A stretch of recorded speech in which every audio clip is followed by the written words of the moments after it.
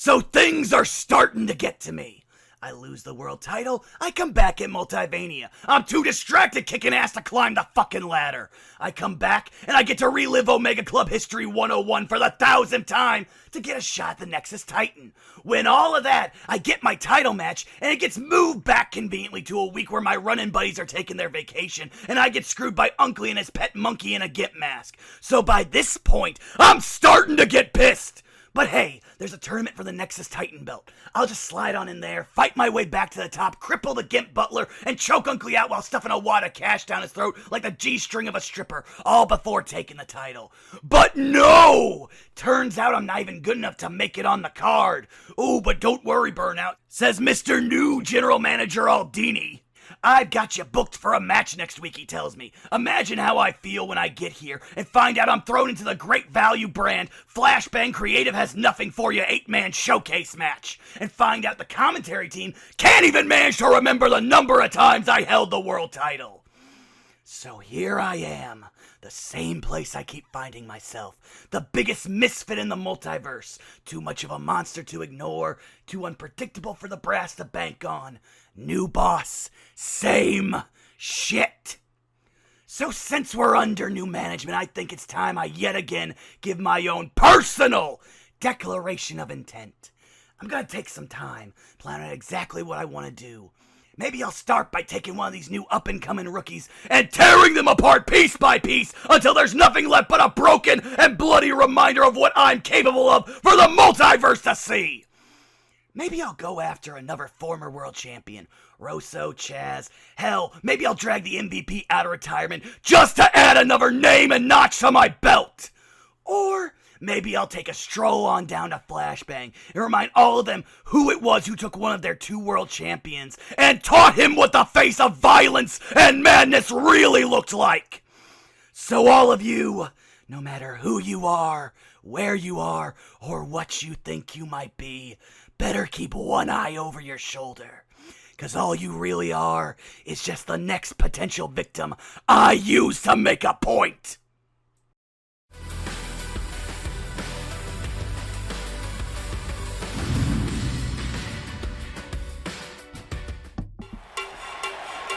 He's just a common man, working hard with his hands. He's just a common man, working hard for the man.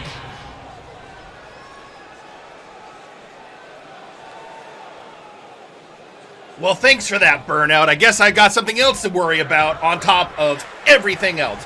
Ladies and gentlemen, boys and girls, everyone else that's not included in those statements, I am Jerry Aldini, General Manager of Warzone. If this is your first time here, welcome to the show. I've got a lot to cover today because, oh boy, has this show shaped up.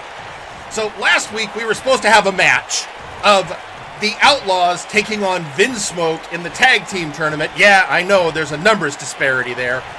But the Outlaws decided to have a little pre-celebration on Vinsmoke's head. So that match is happening tonight as your main event. Congratulations, boys. You made the main event. If you lose, there will be consequences. Just saying. By the way, we'll have the other 2 round 1 matches remaining in the tag tournament tonight. We have also, I haven't forgot about the Nexus Titan. No. We've got the Nexus Titan situation.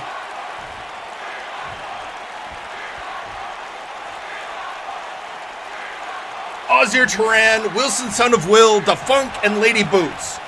You all have singles matches against each other tonight to determine who will go on next week in the finals to determine who faces Uncle Dunk. Good luck, everyone. Oh, and the Big Oof. Oh, I will never forget about the Big Oof. Tonight, we're going to have the first of 2 fatal 4-way elimination matches. Whoever wins both of those matches will face each other, and the winner of that will face Bart Ender at Apocalypse on October 9th. Yes, That's right. We have a pay-per-view coming up. A lot of action. You will see Grizzly Adams versus Zacco Duo that night for the World Heavyweight Championship. Oh, God, I got to figure out something for McMorgan. Oh, and Exar Kun and Cain, don't forget.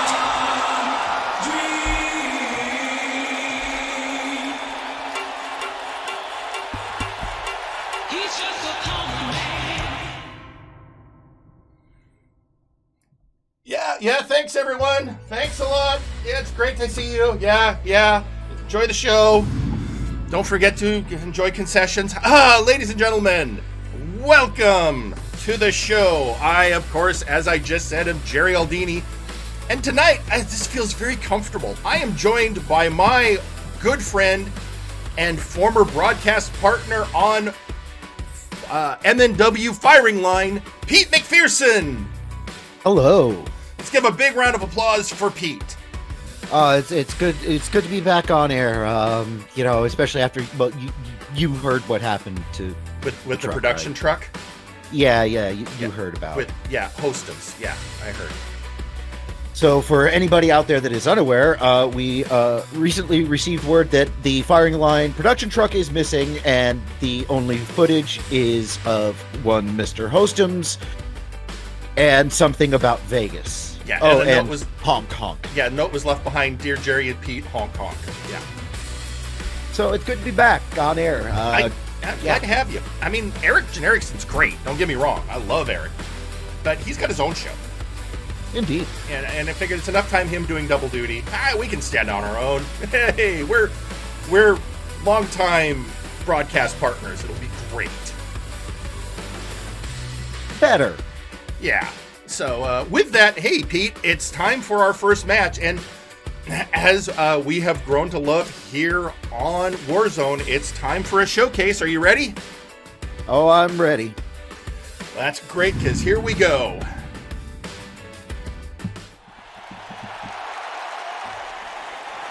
Our opening match is an 8-man showcase match. Introducing first,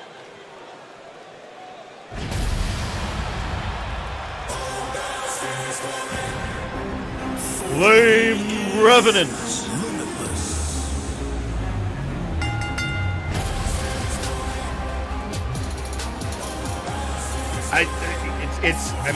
It's been a while since we've seen the Chained Hell in action. Boy. Especially singles. Yeah, exactly. And this guy, we haven't seen a lot of singles work from him, and also I always worry because in the back I hear whenever he and the main man meet each other, there's staring and tension.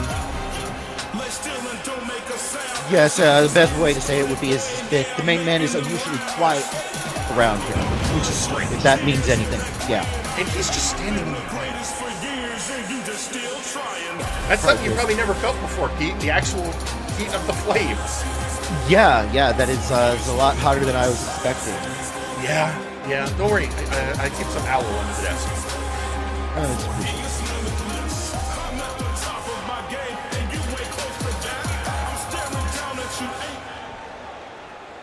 Introducing next,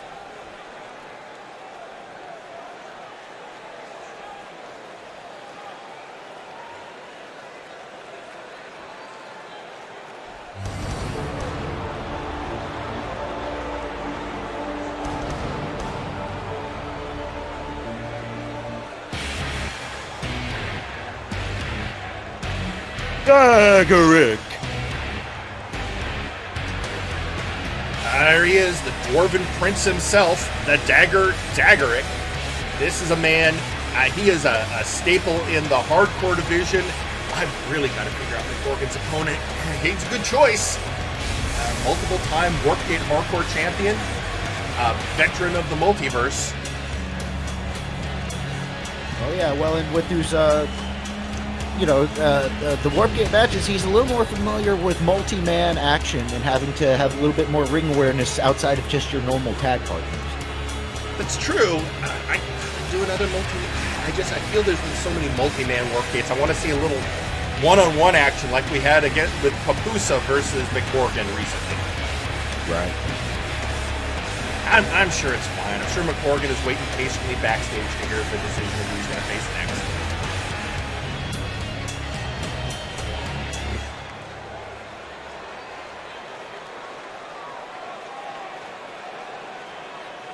Our next competitor.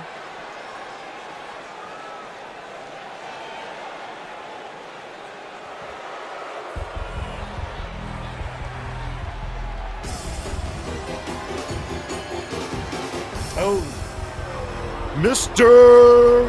Butler. yeah, ladies and gentlemen, he's back.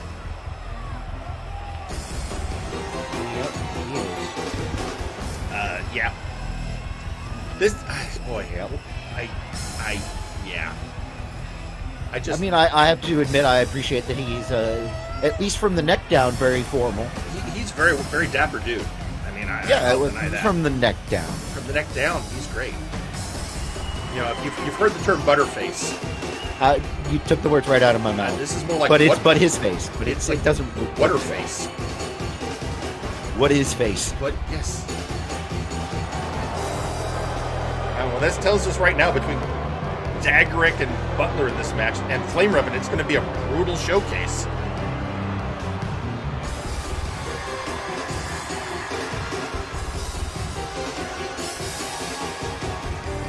Introducing next.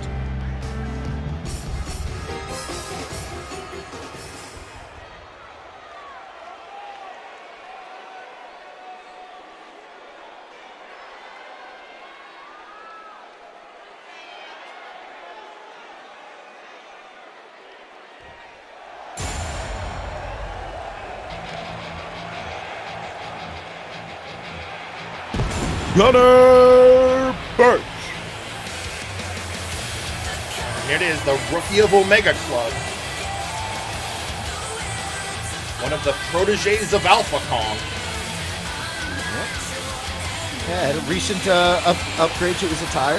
Yeah, he's looking great. He wanted to get, as he said, he didn't want to just be a garden variety ninja.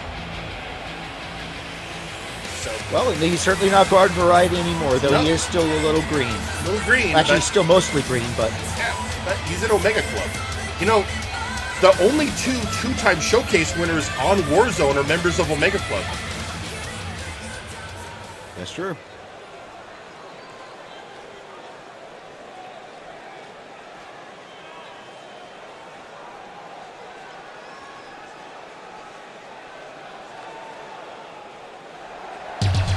Introducing next.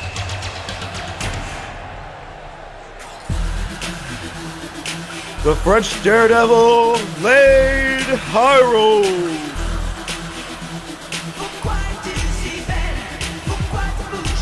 Our Quebecois conqueror, our French-Canadian conquistador. I'm not really good at these nickname things. I actually tried to avoid saying Captain Quebec because I think he's beyond that now. Oh, absolutely. Already trending on social media, get laid. Now, speaking of him recently backstage, one thing about Hireold, I mean, he's a great competitor, but he's, in general, a very laid-back kind of guy. Oh, he definitely gives off that energy. Yeah, he's just happy that that one black mark on his record that had nothing to do with him has been erased on Flashbang. Right. So he's ready to make a name for himself. Also a staple in the hardcore division lately.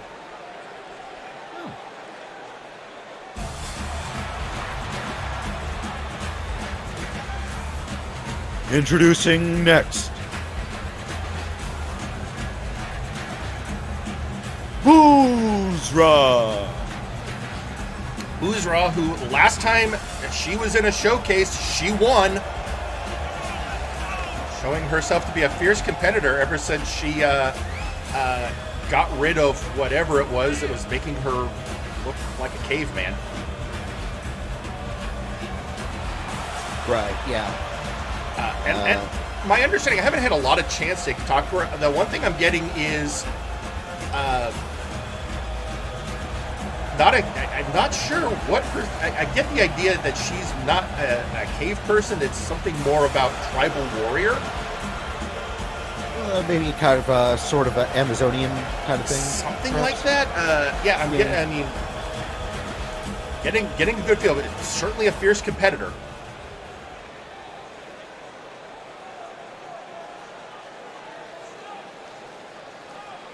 Our 7th competitor.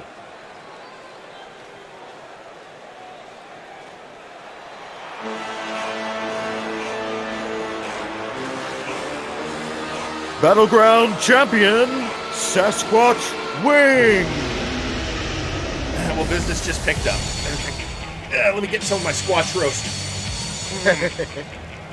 Oh, that's good stuff. It is. He keeps me well supplied.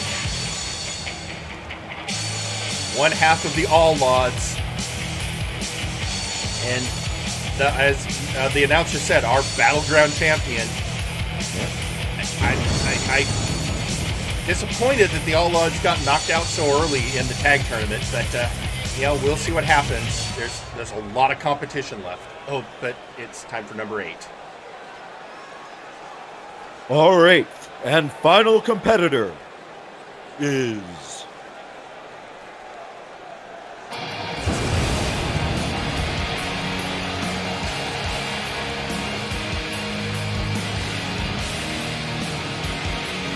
Louis McDonald.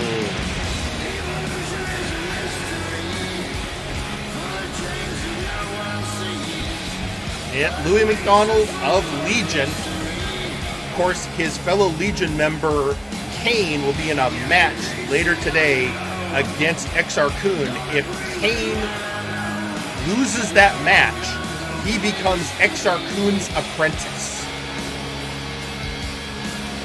And of course, Louis McDonald, it's interesting he's coming out. Legion have moved on to round 2 of the tag team tournament. Yeah. And I'm going to make the announcement now. All of round 2 of the tag team tournament is happening next week. Oh boy, we're picking up speed here. Yeah, but Apocalypse is around the corner. Gotta get moving on to determine who's going to be facing the Toxic Wastelanders, and it could be this man and his partner Trice. We shall see. You notice it's not as hot a fire when it's him as versus Flame Revenant. Well, of course. I mean, that just goes without saying. He's just milking the crowd for all it's worth. Which isn't that much, honestly. Always. I mean, there's a lot of words you can use to describe Louis McDonald. Attention whore is one of them. Yeah.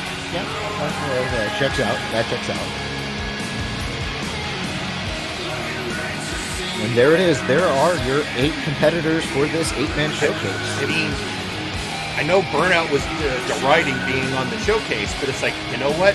These are becoming a big deal. They get stacked. And you look over on... That's one of the benefits of having a constant is that you have a standard to go by. So you have something like how many showcase matches have they won. And, it's done great for a lot of careers over on Flashbang. That's why we adopted it over here. Okay, and the madness begins. Okay, so we're seeing Gunnar Birch and Dagarik going up against each other. Louis decides to go after Sasquatch, which is a choice. And Flame Revenant going after Hireold. Uzra going after Butler. I think Uzra was one of the people that was really offended by what happened to Sparrow. Oh, absolutely. Yeah. Late Hireold going for an arm submission. Yeah. Welcome to calling a showcase match, Pete. Hey. This stage is just chaos. And so much. Trust me, I've heard the complaints from the firing line editors. It is certainly one thing to experience it by yourself. In person. Oh, Squatch throwing Louis back in the ring. This is interesting. These two, I find it interesting. They're going after each other, but they're also two of the biggest names in the match, so that makes sense. Louis on the top rope. This is no, Squatch. No, not a Sasquatch going up, going to Brett's rope. And vicious. I thought it was going to be I didn't know it was going to be a suplex pile driver. Oh! Ooh. Gunnar Birch slamming the Squatch. Okay, now we see Mr. Butler out of the ring taking on Dagarik. Yeah. The newcomer's going to have to be a little careful with that. Yeah, a little too close to our table for comfort, boys. Dagarik is a veteran to MNW, and Mr. Butler, while very intimidating, has only been here for a short time. That's true. Oh, near one count for the Flame Revenant on Gunnar. Uzra going after Louis. Oh! Nice! Hurricanrana takedown by the dagger. Up, but a cover by the Butler, and not even a one count. Yeah, don't give Dagarik. Give him a little more before you try that. Yeah. Now this is, I was going to say... Uzra's going for a pin? Yeah, one of the important things is knowing where the ref is when you're doing things. He's got to come over there for the pin. And both Uzra and Gunnar had good awareness of how quickly the ref could get them. Oh, Flame Revenant with a vicious powerbomb. Oh, now just right into the hamstrings of Louis McDonald. That's got to hurt. And it does. I've been kicked here before. Oh, yeah? Oh, Squatch slammed on Uzra. Oh, Flame Revenant going. Gunnar slamming Hireold's head into the barrier. First elimination to the Flame Revenant. Flame Revenant has eliminated Louis McDonald. Louis McDonald has been eliminated. Yep. Goodbye, Louis. And now we're down to 7. Now it gets interesting because now you'll see a lot more 2-on-1 matchups. In this case, what a shock. Once you get into a 2-on-1 situation, one of the smart moves is target the big guy. Was that Flame Revenant and Uzra with a team-up move? It was. Sometimes showcase matches make strange alliances. It does.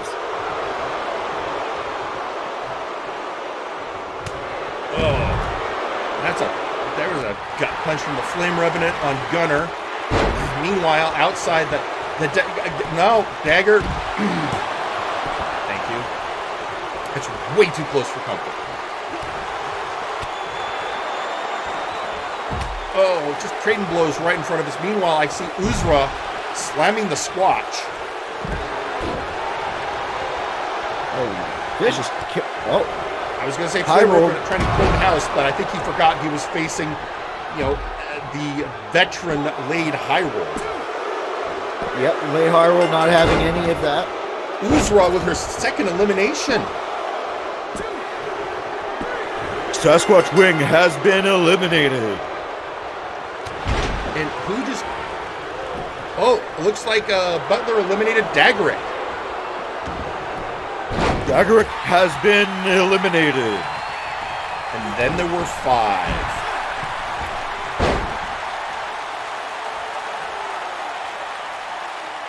Uzra taking a little time to celebrate. Again, pounding on the Butler. She seems to have some issue with him. For the dirty pin. This never worked. Oh. I've only seen it work once, and that was Vinsmoke Sanjay on Minoru Suzuki, and we know how that ended for Omega Club. Indeed, we do. Oh, Mr. Butler with an interesting counter there. Yeah, a well-executed drop toe hold from a rough position. And that, he just seems to be ignoring Uzra and going after the French Daredevil. And now... I was like, where are you going, Hireold? You weren't eliminated. I think he was trying to attempt some mind games there, perhaps. Yeah, and Butler made the mistake of taking his eyes off of Uzra. Oh, she just dropped him on Hireold! And she's got a pin, but the ref is caught behind the Flame Revenant. And of course, couldn't hold. Now he's got to... the ref Capaldi's getting in his cardio today. All right. Well, that was an almost 3 count, but not quite. Yeah. noticing that Hireold is doing a very good job of blending into the rampway. He So really is. I mean, when you think about that. I've been talking to the production team about seeing if we can get some upgrades to the arena. right. Oh, what do we got here? Gunner Birch going for almost getting Flame Revenant with the pin. Not quite. Oh, Gunner Birch bringing Flame Revenant back into the ring. Yeah. In the meantime, though, over here we've got Hireold and Uzra going after the Butler.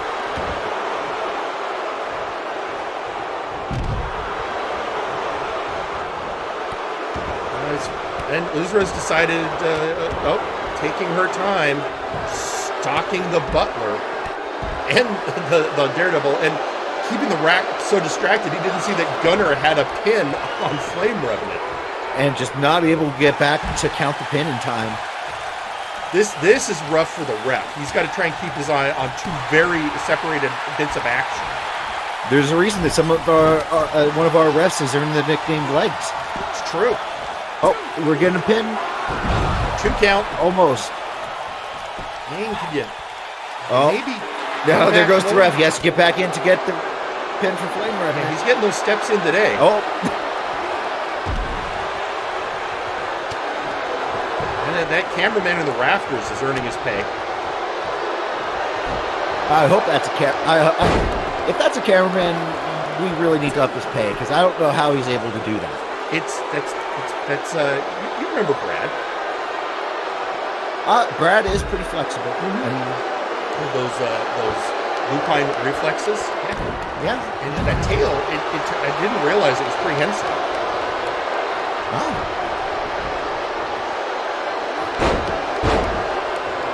Oh, we're seeing Uzra trying to get the pin on Hireold. 1, 2, Oh, she got it. 3. Hireold has been eliminated. By my count, that is 3 eliminations for Uzra. This is where I point out she won her last showcase. And fortunately, the camera can come back down to ringside because we're back in the ring. Everybody's gotten back in. Oh, Mr. Butler is going for it. Mr. Butler has eliminated. The Flame Revenant has been eliminated. Now we're down to the final 3. This is where it starts to get interesting. Not that it hasn't been interesting before, but oh boy.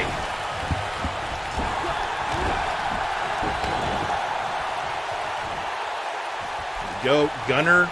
You know, so here's where I'm interested. Is the Omega Club streak going to continue, or is Uzra going to join the 2-win club? And then, of course, that, we cannot discount, the Butler.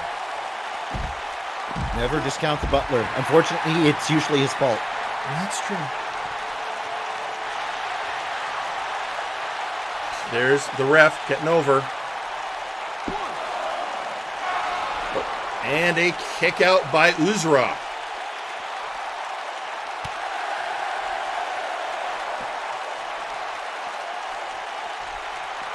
Gunner Birch employing a lot of that. He's been training hard under Alpha Kong these last few weeks. Did we miss a... Oh, no. That was Flame Revenant. He hadn't gotten out of the ring. I was a little confused. He definitely had his bell rung. Yes, absolutely. There, and now Butler, having taken the moment to regroup himself.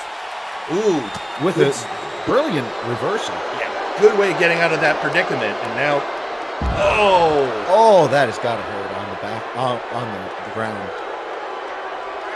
Yeah, the outside of the ring is unforgiving, especially since those are, I don't know if you noticed, that's, it's not texture. Those are little lava rocks that were embedded in the outside mats. Oh, Uzra stopping any plans Mr. Butler had of going after Gunner. Uzra, we have seen her fear. She's actually become more dangerous since getting apparently that wax off of her that made her look like Unga Bunga. Well, it must have at least had some effect on weighing her down, kind of like a extra layer of skin. Well, yeah, especially because she's very much a speed striker. So she's and now she's taken. Also, I'd say that her aggression has upped considerably. It's almost like she's standing back. Standing yet? It's like she's a whole new person. Whoa! Fake out reverse lariat. Going for the pin. Can Gunner get in there to stop it? Well, why does he care? I mean, that just takes out one more opponent. Gunner now trying to get his piece of the pie. And that's a double team on the Butler. The strength of Uzra. Jeez. One arm power bomb. And that's just, I mean, that literally was a double team. But Butler's having none of it. Apparently, they've both realized that the Butler did it. We don't know what it is, but the Butler did it. Well, we know part of it, and that's because certain parties couldn't keep their damn mouths shut. Oh! Insecure. That was impressive. And, oh, man. Here we go. Okay. Here we go. Going for the submission. Armbar. Gunner getting out of it.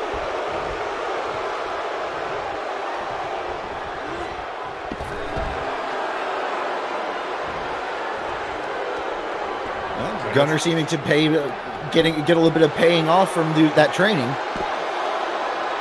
And a kick out by Uzra. I think the ref was expecting to have to run somewhere. Oh, yeah.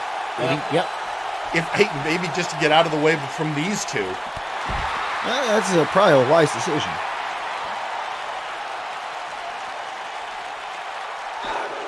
And yeah, there's the mistake Butler made. Again, got to keep your head on a swivel, especially when you have somebody who wants to hurt you as badly as Uzra does. There was that reverse lariat again.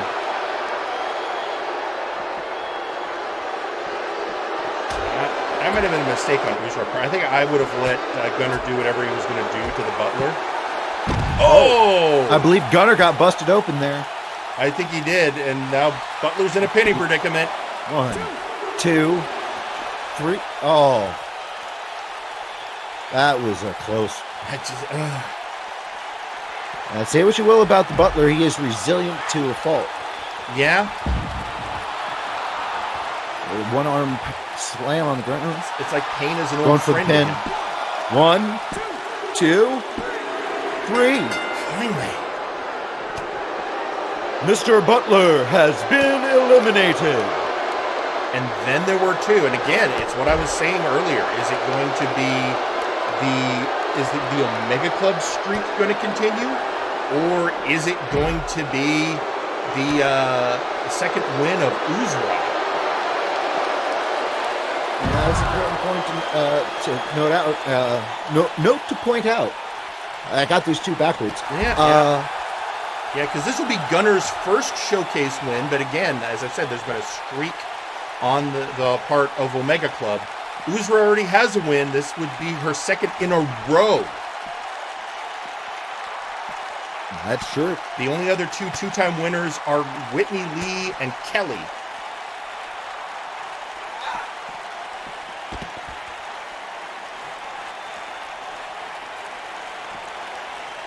The tempo slowing down a bit now that it's just down to the two of them. Uzra's getting a chance to get a better appraisal of the situation, I think. Less keeping your head on the swivel now. You only have one opponent. Exactly. He's able to almost put blinders on. Almost. Like I said, Uzra is a brutal striker. And now just taking a moment to rest, catch her breath. That is one thing that many people don't realize is the added effect to your stamina that being in an 8-man match can have. It's a marathon. Well, and I mean, it just goes to show how important stamina, how important cardio in general is to this kind of work. Yeah, I mean, This match has been going on. I mean, let's be honest. Since we started the show, this match, I don't have an exact time, but it's going on almost 30 minutes. It has been a minute. Now Gunner taking the chance to get a breath. Yeah, you don't understand how important that can be. And yeah, it's like, why aren't you hitting your opponent? It's like sometimes just collecting yourself is so important. Oh, that's Giri. That Inzaguri of Uzra's. What's going to happen? Going for the pin. Gunner going to be able to get any in? He does. Kick out by Gunner. Oh, drop kick to the back of the head. Kick to the chest. Oh.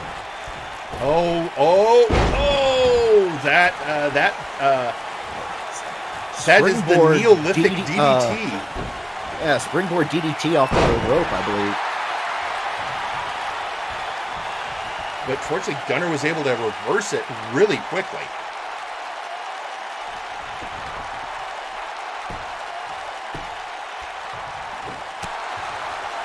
It is important to know that each of these two competitors are giving each other adequate time to get up to their feet. I think it's more to the point, both of these competitors are exhausted. Well, it can be a little bit of column A and column B, to be honest. Yeah. I mean, that is one thing that you can consider when some of these guys get a little full of themselves to start maybe doing a taunt here or there. That could also just give them a few more minutes of breath. Well, and sometimes a good taunt, if you get somebody who gets over-aggressive, that can turn to your advantage. Absolutely. Yeah, at that point, people start making mistakes.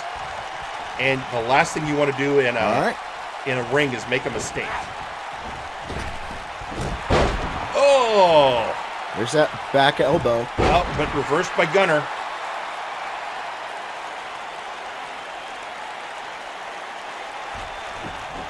And letting Uzra get back to her, well, at least to her knees, and, yep, up on her feet. That might have been a mistake. Yeah, Hurricane Rana. Or no, yeah. Yeah. I'm pretty sure that was... All right. Oh. Fake out lariat. Going for the pin.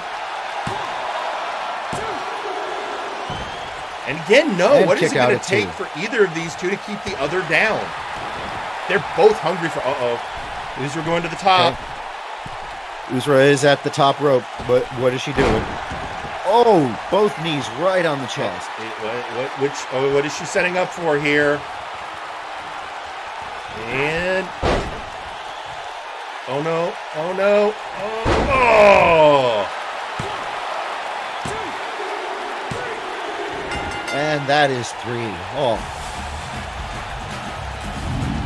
And your winner, Uzra.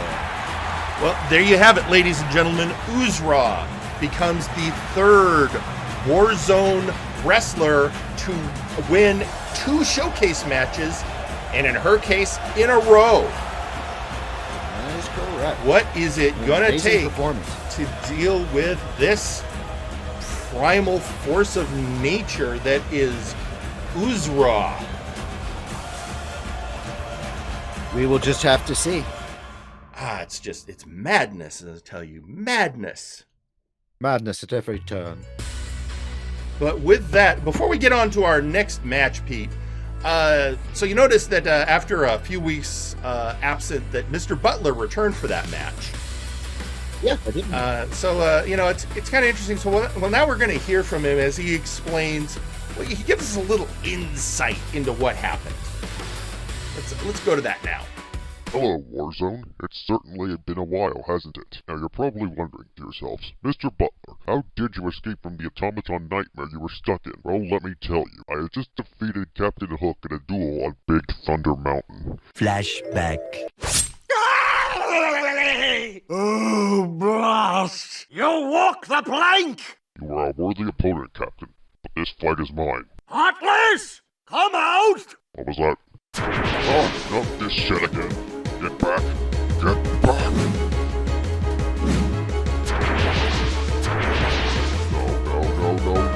No. This can't be how I go out.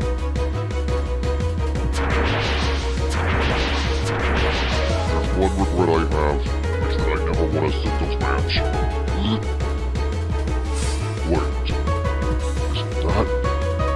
Holy shit, it is! I'm kidding, like. Alright, you stupid heartless. Take this! Oh my wumbo, Shintai. Wow, a real-life Keyblade that legit works.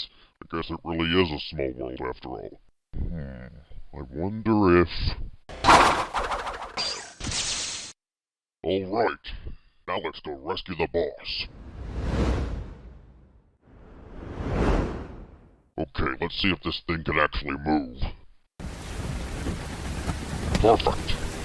It's nice shit, but it could do with some improvements.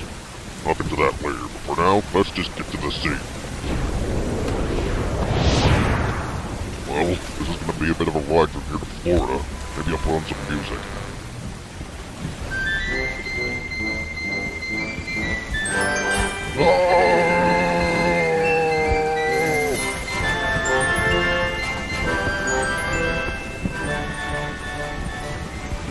End of flashback. Unfortunately, the portal sent me back here instead of sending me to Florida. Must be because I don't know how to properly use this dang thing. And I'm not about to open up another one and wind up stranded in the middle of who knows where. So, until the boss gets back safely, I'm gonna be here watching the tournament to crown his next challenger. Not that it really matters who wins, because whoever does is just gonna end up the loser. Alright. Well, I guess that explains it. So, Pete, have you been following the tag team tournament? Oh. So, right now, here we stand. We have 3 matches left in round 1, and those 3 matches are happening today. So far, Omega Club over the Bell Brothers to move to round 2. Legion over High Voltage. Shoot Nation over the Conquest Bloodline. Chained Hell over the Outlaws. And the main event Mechs.exe over the Sentinels. Today, we will be seeing the Murder Cave take on the Absolute Units. In our main event, the Outlaws versus Vinsmoke. Possibly just Vinsmoke. And up Vinsmoke question mark? Vinsmoke question mark. And up next, we will have the Eastern Bloc Party taking on VIP, represented by the Beef and Suplex Sam. So Pete, let's head to that match right now. Go down to the ring.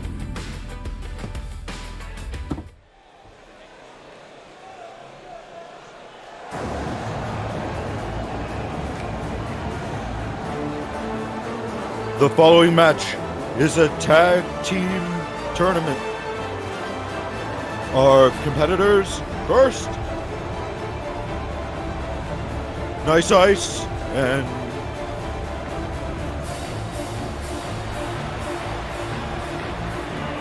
Eastern Bloc Party. Here they are. Nice Ice, the Siberian Cyborg, Blocken, a East German super soldier turned comedian. Apparently he's been doing comedy dates all around in between matches, between showings. I don't know, have you heard any of his routines yet? Can't say I have. Apparently a lot of East German dad jokes. Okay. That, yeah.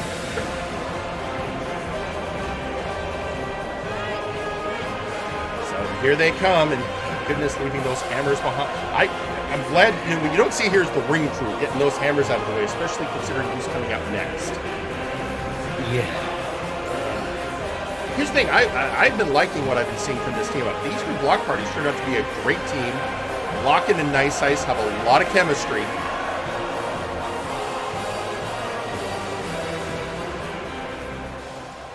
And here we go. And the competitors,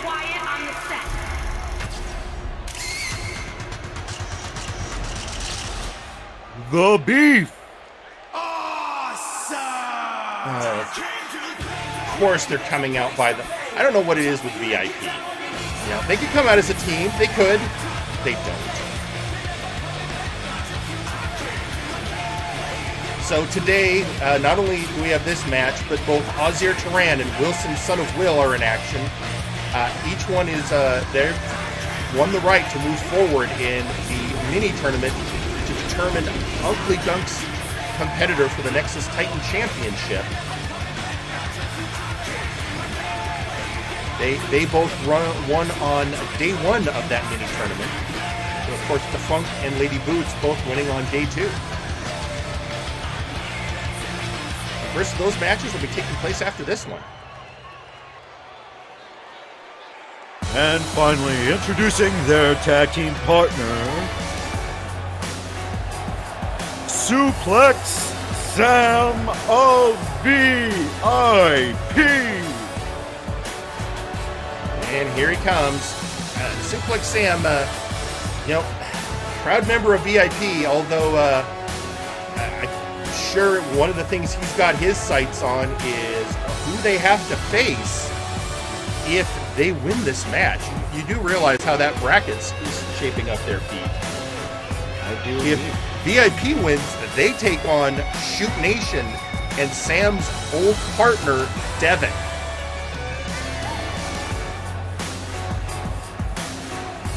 Some old rivalries there, you could say. Well, it's still a lot of bad blood. Devin and Jack Abbott feel that Sam left them in the dirt when he went and joined VIP. Sam, for himself, said, "I don't care, you losers." That checks out. I mean, showing he's a great fit for VIP. Okay, we'll be starting out with Nice Ice and the Beef.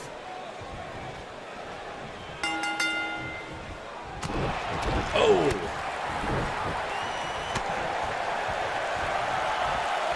And right off the bat, the boys trading blows. Now, there's another interesting aspect to this, Pete. And that is tomorrow on the Flashbang Super Show, VIP will challenge Doom to see if they can bring home the Trios Championship. And that team is going to be Wilson, son of Will, the Doctor of Albinomics, and the Beef. So you could say the effect that not necessarily the result of the match, but just general health could play a part in that match. I think it's something that they, you know, obviously the booking was made well in advance for this tournament and the match that Wilson is in later. I'm just saying, if VIP doesn't get the job done, I think we know what their excuse is going to be. Oh, of course. Oh, and Lockin, you know, not many people can just stand up to the Beef, but Lockin can manage it. Oh, he is a very big fellow. He is a big fellow, and the Beef, you know, yeah, he likes to juice a little bit, and you know, he says it's fruit juice. That was my little Beef impression there. Yeah. No, I'm trying to think. What? I want to, you know, I know that not all tieflings are made the same. It's all depending on what, you know, fiend was their father. I'm just saying the Beef looks a lot different than say Rapture New Road, our other resident tiefling. True.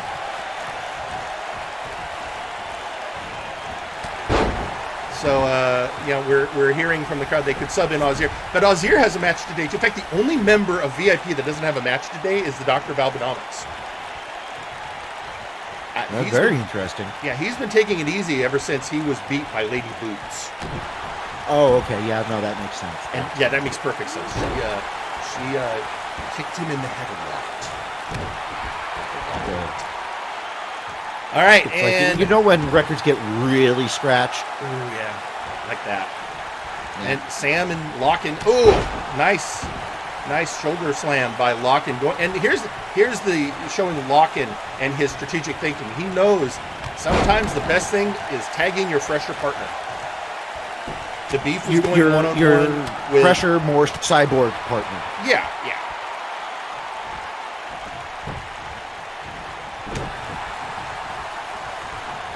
But Sam is a veteran competitor. Sam, he dates back to, he joined MNW during the time known as the Time of the Inquisition. And then moved over to night 1 of Friday Night Flashbang, participating in the first ever tag match on Flashbang. Oh, Nice Eyes just went straight it up, punching him in the face. Straight, and taking a cybernetic fist to the face. You're going to feel that. I don't care who you are. Oh! And that's classic VIP Beefling for with you. the tag team strategy. Yeah, that opportunistic punch. Oh, there was a fly on his neck. He was just getting it for him. Yeah, of course, that's exactly it. There's the ref. 2 count on the Siberian Cyborg. Wait a minute. I was worried for a second. We've seen 2 weeks in a row members of VIP go for, the Nux. Right. We had Wilson do it. Counter with that back fist. His match, and Albatross, the Doctor of Albinomics. I have to. Do have to get it right. And I'm going to hear from the lawyers. And all right, there we have a tag. What do the lawyers of a beatboxing lucha sound? I don't know. I have my own legal counsel.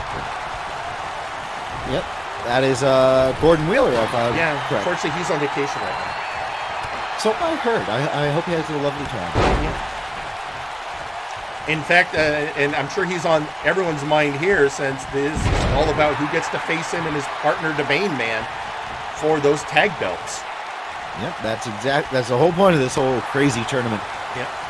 As we said, whoever wins this matchup next week will face off against Shoot Nation for the round 2 seed. Locken is determined that it's going to be him and his partner, Nice Eyes. I think Locken's going for tag. There he goes. Locken is going for some funny business. Is what he's going for. Ooh, right to the gut.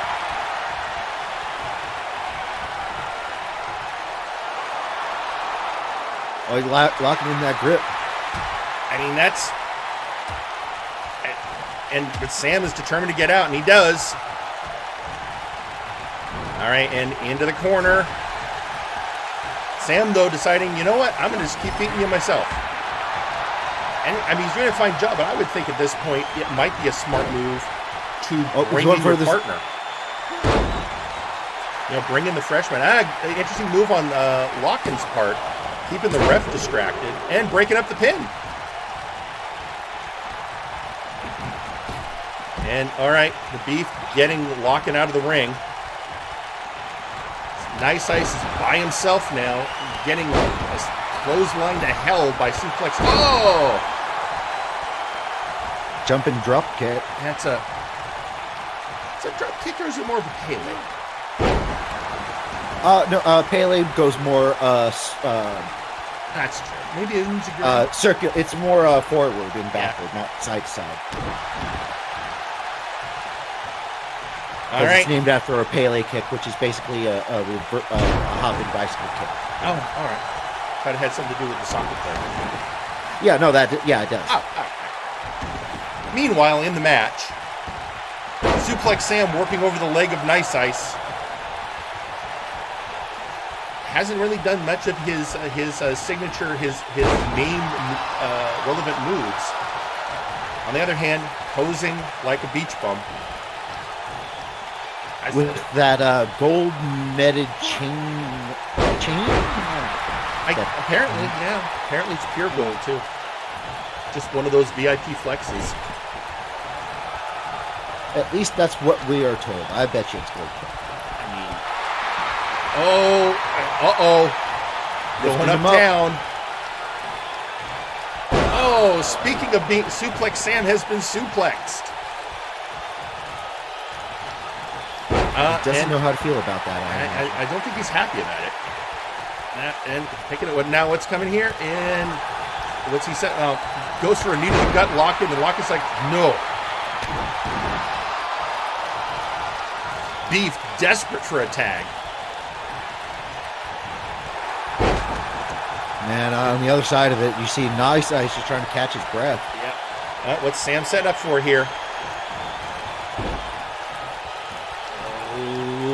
Okay. Going for the, and break up again by Nice Ice. That was a good one. Beef just staring down Lock-in there for a second. Just yeah, that after that Samplex, yeah. Lock-in's like, I dare you. I dare you. Is he gonna let it? Staring daggers into Beefling. Yeah. And maybe that cost him. Nice Ice did his job. Yeah, Nice Ice nowhere to be seen. Sam finally going for that tag. Tagging in the fresher Beef. I mean, this is the smart move at this point. But looks like Lock-in was ready for it.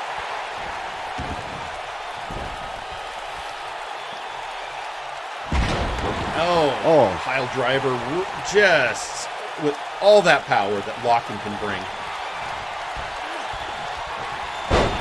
And again, and into a pin. And then reversing it.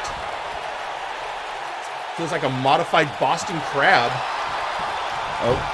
Beef got caught on that leg to release it. Beef gets out, but just in time for Nice Ice to come back to his senses. Or now will Lock-in decide to make the tag? Probably reboot. And Lock-in flexing on him. Flexing that bio-comedical engineering. Apparently that's a huge part of his act. He does jokes about bodybuilding.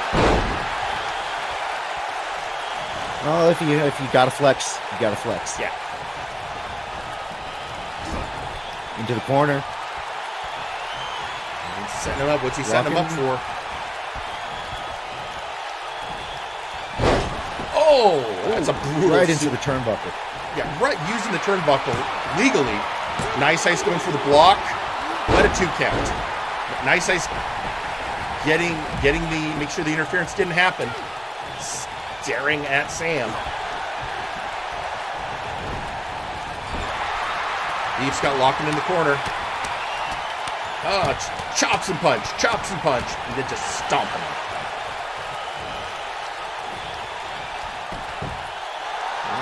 One, two. Yeah, because now you're into that point. Everyone's tired. I think the freshest person in the match is. Oh no, are we going to see it? Is it time? Sexplex. Yep. Sexplex, indeed. I'm not sure if I think Sam kicked out before Nice Ice could get there.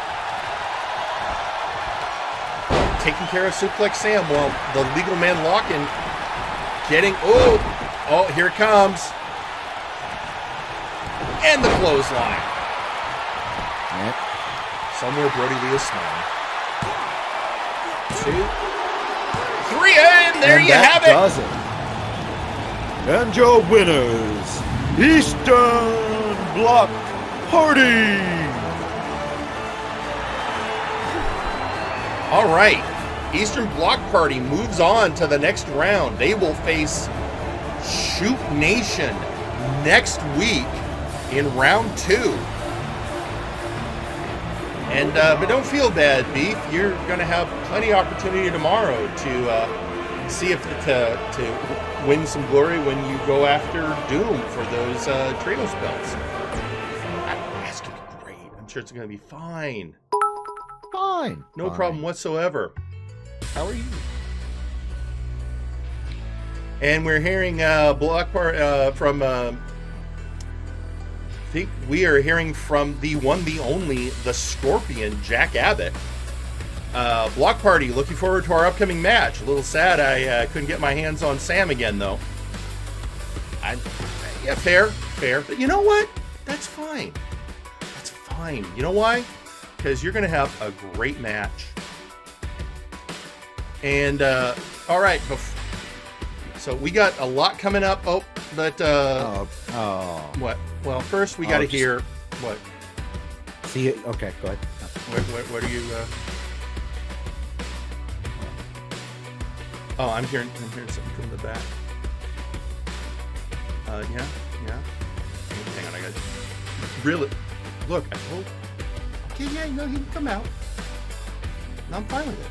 No, he can come out. Ladies and gentlemen, before we get on to our next match, the Warpgate Hardcore Champion McMorgan would like to make a statement. So let's head down ringside and hear what he has to say. Here we go.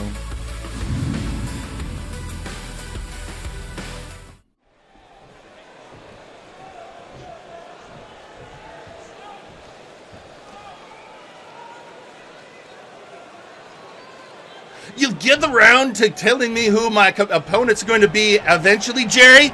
Did I hear you right? Did I hear you say, we'll get to you, I gotta figure out who will face That's bullshit! That's what I'm telling you right here. Bullshit! I am the Warpgate Hardcore Champion, and I took on Pupusa and beat him soundly. I have had 2 successful defenses. I'm one of your champions. I am not an afterthought.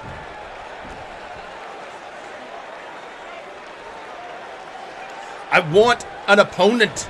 I don't care who you throw at me at this point. Hell, throw Hireold at me again. Give me Dagarik. I'll take on Sasquatch Wing. I'll take on anyone. I demand a match next week, Aldini. You hear me? Next week. I am McMorgan, your Warpgate Hardcore Champion. I am a fighter. I don't want to hear you ever say, oh, I got to figure out McMorgan again. You hear me? I don't care. Hey, make it a 3-man match. Give me everyone. Make it a showcase match for my belt. I don't care. I'll take on anyone and everyone. Do not forget me. Do not ignore me. I am at the top of my game. Hey, I tell you what, give me McDonald. I'll take that. That'd be fun. I don't care if he's in the tag tournament. Just give me a fight. I'm not willing to wait until Apocalypse. I'll deal with that when it's here. Right now, give me anyone. Do you hear me, Jerry? Anyone. I'll beat them all. I'll take on the cat. I'll take on Gorm. Hey, I got an idea. Why don't you bring on that big boy from Flashbang? What was his name? You know, the Minotaur. I'll fight him. Give me Johan. I know he's going after the belt. One of these days, I'm going to fight Johan Moon. But I'll take him on now. I don't care. I will fight. Give me what I want. Give me what I deserve. I've earned this right. I'm ready. I'll fight tonight. Making the match right now, Jerry. I'll do it. I'll do it. Waiting to hear your answer, Aldini. Pete, I think I touched a nerve. Yeah. I guess you could say that. Okay, next week I will figure out somebody for you, McMorgan. If that's what you want, I get it. You're a fighting champion. You have faced more brutality than anyone in this business has ever faced. Get that. So We all saw how badly got your ass beat. We understand. He took that beating. It was early in his career. If anything, it made him stronger. All right, fine. I don't think they'll let me take the Minotaur. Can't get the Minotaur. I can't get the Minotaur. I got a couple people I can think of though. Somebody in that name. Yeah, no, I got some ideas. All right, McMorgan, you want it. You got it. In the meantime, we have other business to get to, because today just seems to be all about the gold, Pete.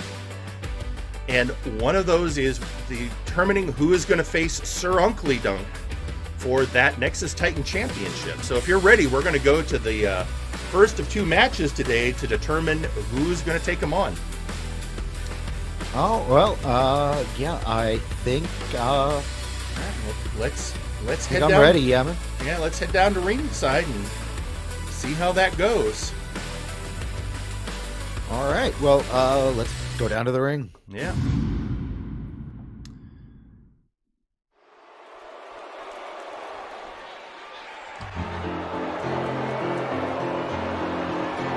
Just look at me.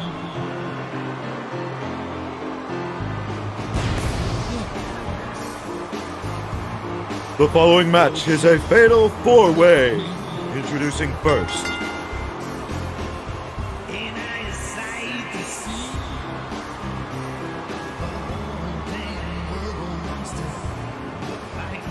Wilson, son of Will. Yep. Here he is. Work rate Wilson.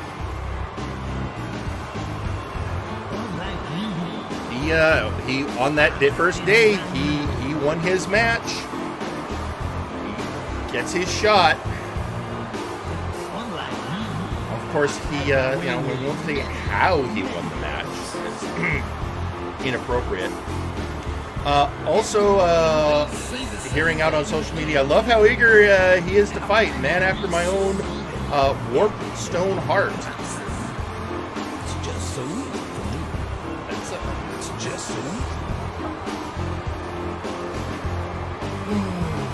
All right, well, Wilson, son of Will, or Work Rate Wilson, as he prefers to be called these days.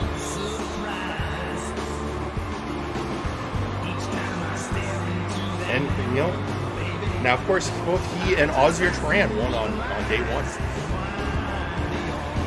Yep. If Doctor of Albinomics had won, it had been 3 out of 4 of our combatants would have been VIP. Our next competitor,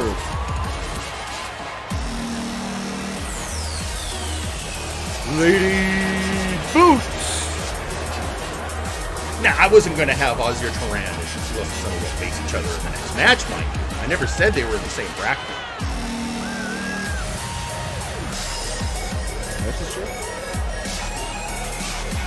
So, Lady Boots, who is somebody who's been chasing the Nexus Titan Championship for a while now. And from what I'm hearing, I was talking to Sam Jax before the show, and he offered to accompany Boots to the ring, and she declined. As she put it, I don't need anyone to take care of this. So here we go. Bloodline versus VIP, and whoa! She took out Wilson and the ref in one kick. Oh boy, this is going to be a match. It is. Wilson is not happy. Wilson, who has claimed that he has single-handedly led to the advancement of female wrestlers in MNW. Yeah. He claims that all the women can thank him for advancing their cause. Well, here's a chance for Lady Boots to thank you personally with her boots.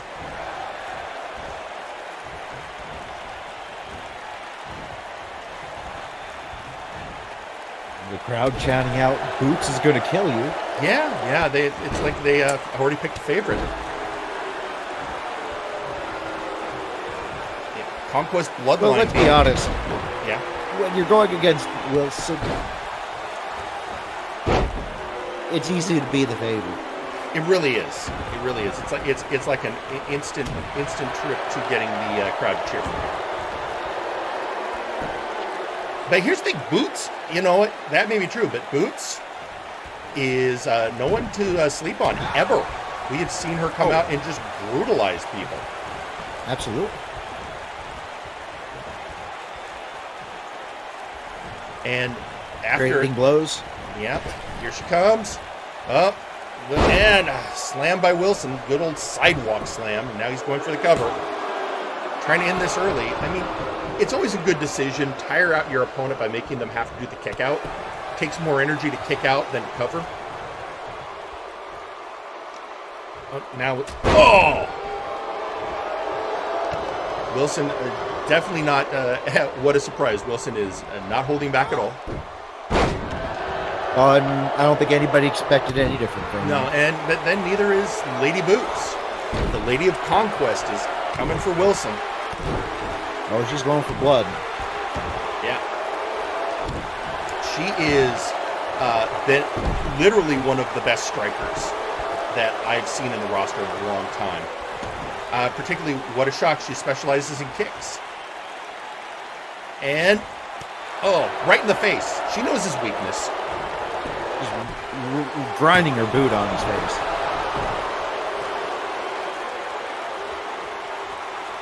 Let's see if work rate Wilson. Oh, again to the face. Boots has a game plan. Well, she knows what he values most. Yeah. And how to get into his head. Absolutely.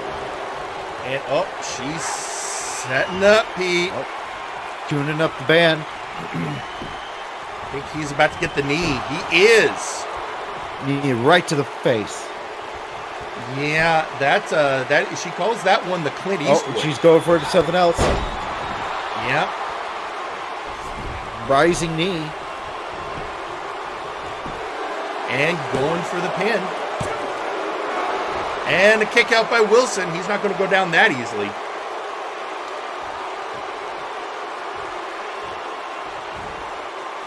Just bringing him back up.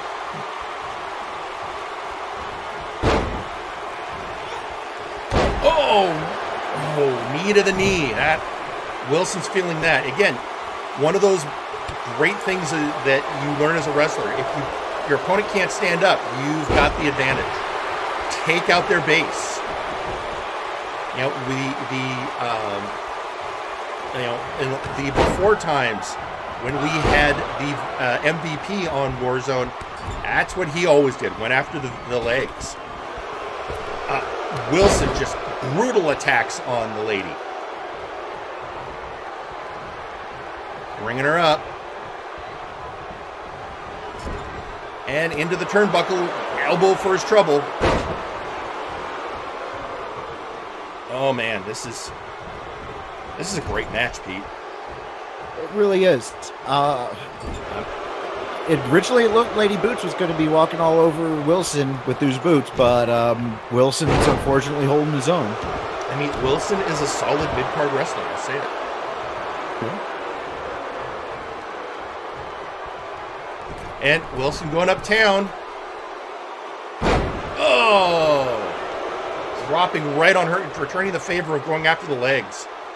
Yep, right on those thigh muscles. Looks like he did a little damage. But Boots trying to get back to her vertical base. Oh, Wilson was going for Wilson something. Trying to have none of it, but Boots Lady may have been Boots playing will. awesome. Oh, yeah, this is how she powers herself up. Oh, she's getting into it. Yeah, slams and knees and kicks and that rump strike that I believe she likes to call that one the hip strike, the kiss the boot. Oh, Hostage grab. Wilson Not enough, not good enough, not near good enough. did not put enough damage on those thighs. He didn't get enough pressure on. I think one thing he's forgetting is exactly how flexible Lady Boots is. You know, that with that kicking style of hers, she keeps, you know, One, two. Yeah, good at rotating her hips. Kick out at two. All right, what you got in store for him? Oh, that drop kick. And looks like she's going for it.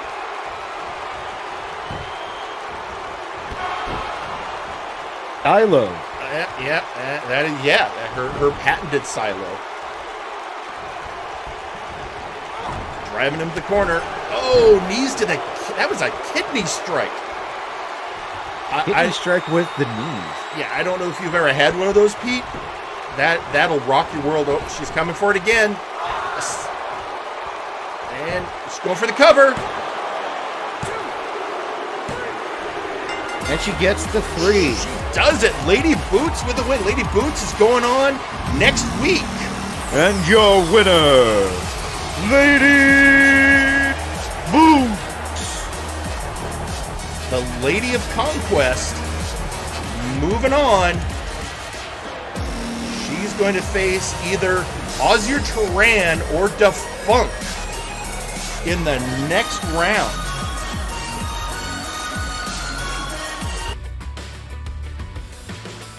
Whew.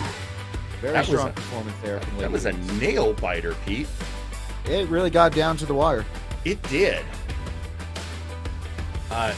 So, yeah, Lady Boots moving forward, going to take on, like I said, whoever wins today between Ausir, Taran, and Defunct. We'll see that match later on.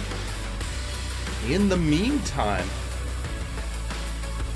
we have a different belt to look at. So far, as I mentioned at the top of the show, we are going to have 2 fatal 4-way matches, one next and one next week. The winners of those 2 matches will then face each other the week after, and whoever is the winner from that will take on Bart Ender at Apocalypse for the Big Oof Championship. And this was a huge discussion. I sat down with the brass, and this is one we put a lot of thought in. It was a lot of who are the contenders, who are in that area, who's not busy with other business. Basically, who really deserves a shot at Bart Ender and the Big Oof. So with that, let's head down to ringside and see who our competitors are.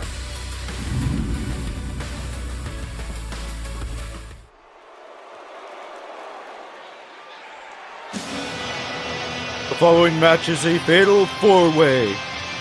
Introducing first, Ignacio Cerventes. Social outcast, he has been hungry for opportunity. He has been looking for it. He has been training hard since we last saw him, looking to up his game, having not been satisfied with his own performance. A real aggression coming out of this kid, one of our rookies. When the Nexies come around this year, he is going to be one of our potential nominees for Rookie of the Year. And here he is looking to make a name for himself in this match, and a chance to go after Bart Ender, his fellow luchador.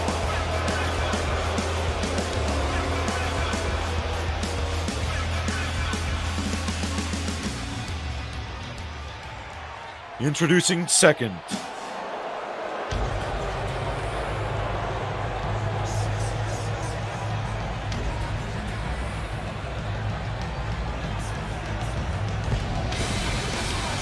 Mr. Nigma. Our resident man of mystery, Enigma. He has not ever spoken a word. We know nothing about him. We don't even, his paychecks go to an LLC. He is a complete enigma. But he's also Mr. E. Yeah, he is also a powerful competitor. Recent match against Power Surge showed it. He is like we saw earlier with Lady Boots, he is somebody who favors going after the legs. He is a striker. He is a strategist.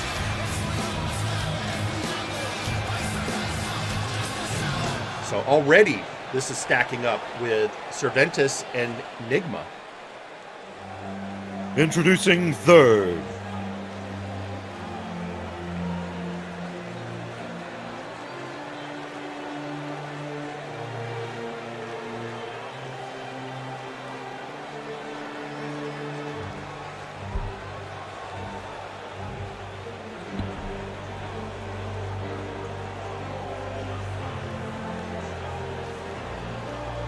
from the Sentinels, Sparrow. The protege of Daver Man. coming out, one of the participants in last year's Battleground tournament.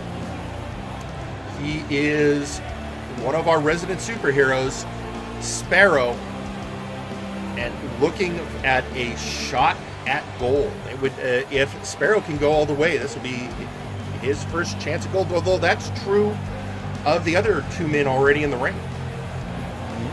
A lot in common in that sense.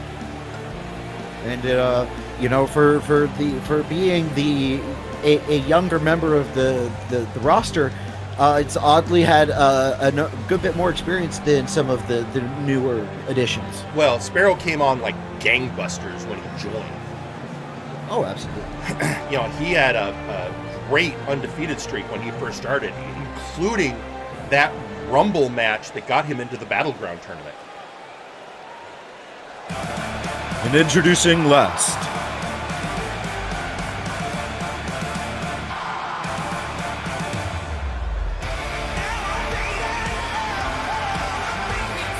MegaBlitz X. Former Big Oof champion MegaBlitz X. Man who's already tasted this goal coming out in his Henshin form. He's taking this one seriously if he's coming out in his rider outfit. He is very suited up and ready to go. He is, and that's always impressive. Just realized something. Hadn't realized this was booking. Hey, oops, all masks. Oh, would you look at that? I didn't know Mega was going to come out in his Henshin form. Yeah, no. And business picks up when you have one of the veterans of Omega Club in the ring. This is a top tier performer, but he never got a rematch for his lost Big O. So he's looking for an opportunity. One of these four men might end up facing Bart Ender at Apocalypse. There's the bell. Interesting how it breaks down. So you've got the superhero versus the social outcast and the man of mystery against the rider. Yep.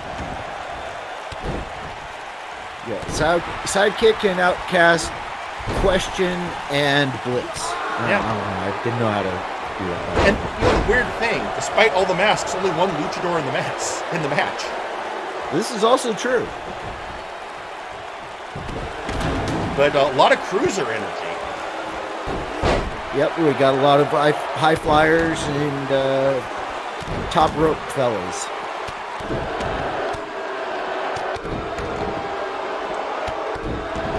MegaBlitz is stomping on Mystery Nigma. Yeah, Nigma thought he had it figured out going after MegaBlitz. The problem is, I think he forgot that Mega's a vet.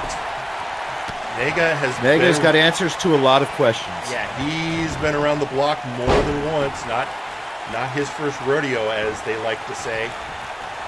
And so here they go. And meanwhile, Sparrow taking it to the social outcast.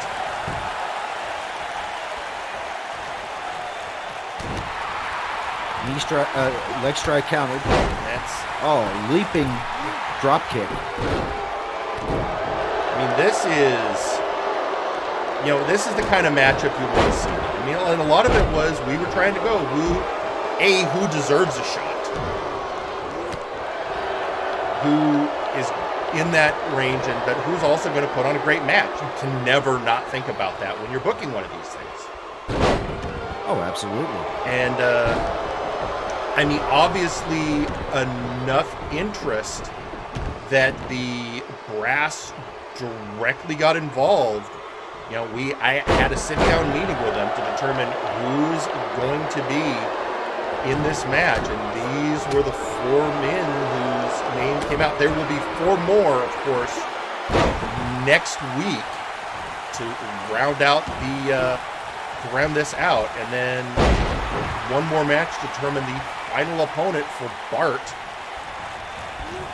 He was taking turns as to who's going after Sparrow. I mean, we got Ignacio going after MegaBlitz. I mean, we were talking about how strong Sparrow came on when he joined. So, of course, Sparrow would be a prime target. He's a major threat in this one. Meanwhile, Mega deciding to go after the rookie of the bunch.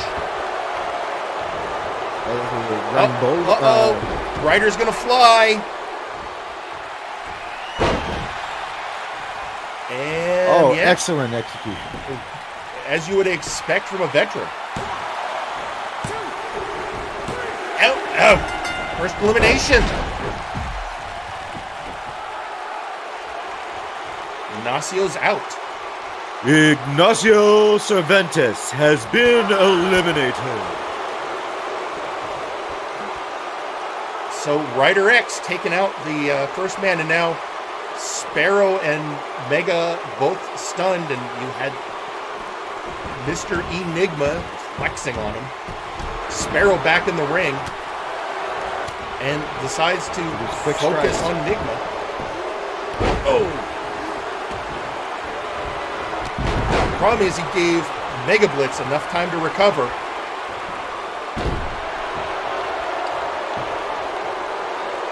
MegaBlitz returning the favor, getting him up. And I don't know enough about, I mean, I can't say one way or another how to feel about Enigma. I don't know enough about him. Very true. See, I think MegaBlitz wants to tune up. Oh, countered by Mr. Enigma. That was a moment of opportunity from Enigma, getting him in that that 4-leaf clover. Oh! And the Rider eliminated. MegaBlitz X has been eliminated. I'm surprised. I didn't expect Mega to go out that early, but again, neither did I. As I said, we are dealing with 4 top-tier competitors in this division. Now it's just back and forth. Sparrow and Mr. Enigma. Again, you had that match a couple weeks ago. Power Surge demanding a match to prove himself. Went up against Enigma, and Nigma won. Sparrow's looking up to something. Oh! That was a beautiful gale force.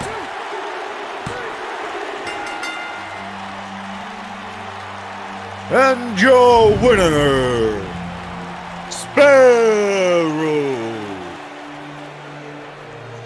And there you have it. That was out of nowhere. Did not expect it. That match went. I'm surprised how fast that match went. And the pace of it was good until it wasn't. It was relatively decent pace match, but then just out of nowhere they started dropping, and out of the rubble came Sparrow. I think again we talked about the lucha skill, the speed, the fact that was essentially a meeting of cruisers. Yeah. And thus do we get our contender for the Big Oof, Sparrow. Now we'll have another Fatal 4-Way next week. I won't give away who, but that sit-down meeting I had with the brass, we've already determined who the next 4 will be. Let's just say a little bit different of a matchup you'll see next time. But it'll be fascinating to see who Sparrow's competitor will be. I will be very interested to see. But in the meantime, speaking of interesting matches, well, our next match. Oh boy, our next match. Pete, this has been brewing a little bit. A couple of weeks ago, we had Exar Kun confront Cain in the middle of the ring with his determination that it would be that he wanted Cain to become his apprentice. That is correct. That was a very interesting proposition he made. And Cain initially rejected him, and then finally said, fine, you want me to be your apprentice, I'll be your apprentice. But hang on a second. What? I'm getting it in my earbud. Yeah, what? What, seriously? All right. Apparently, she just got an audio tape, and all she said is, "Boss, you're going to want to hear this." Okay, so folks, before we get down to that match, I guess we're gonna go listen to this. Who is it? You're kidding me. All right, well, ladies and gentlemen, before we can get to that match, let's hear from Maximilian Thunderthighs.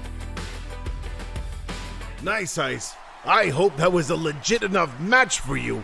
I put everything on the line for that. And in the end, I won. But as for the rest of Warzone, fans, fellow wrestlers, the brass, Lawson, and Jerry, you want your answers? Well, here's some truth for you.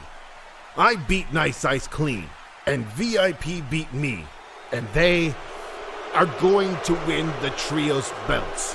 They are the ones that proved that I am beneath VIP, and they are the best bet to get the Trios belts. So Warzone, be happy. We're getting the belts back with the help of VIP. And if the brass wants an official statement from the bad guy, then how about this? How about I oblige you? And I hope everybody is paying attention. People intend vengeance, delinquent, evil, malicious, atrocious, revolting, furious, perplexing, longevity, entirely here. There's your statement. Why do I feel so dirty? No, I know why. Because I'm the bad guy. So please, let me hear it, Warzone. Let me hear it.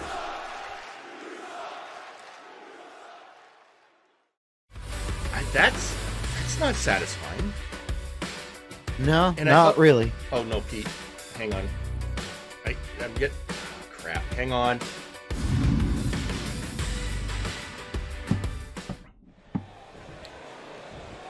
Pupusa is in the ring. Okay. All right, I guess he's got something to say.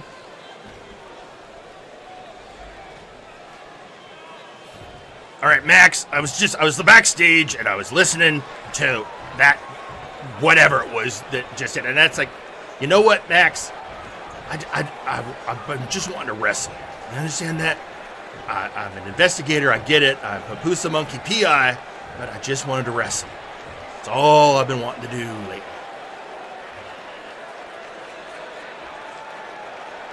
But I am a trained investigator. And when I see something that doesn't look right, my instincts, I can't just shut that off. And every instinct tells me something here ain't right. Something doesn't smell right. Max, I don't know what kind of BS you're peddling or what you're trying to convince me of, but I ain't buying it. There is something else going on. Something deeper. Something you aren't telling us. And you keep deflecting. That don't make no sense. Max, if you took the money, you took the money. Admit it. If you didn't take the money, tell us. But this diversion, this obfuscation don't make no sense. Yeah, I use the word obfuscation. I know what these words mean. I'm an educated man. So Max, I'm going to give you a chance. You can come out here and you can explain what's actually going on to me, or I'm going to have to start digging. And once I start digging, I always find the answers. You know that. You believe me? Ask Chaz Lee. So let's just make it simple, Max. Come out, face me one-on-one, and tell me the truth. Otherwise, we got to do this the hard way. Come on, Max. I'm giving you a chance right here. Now would be the time for you to come out. Max, what are you going to choose? Fine, Max. I'll do it the hard way.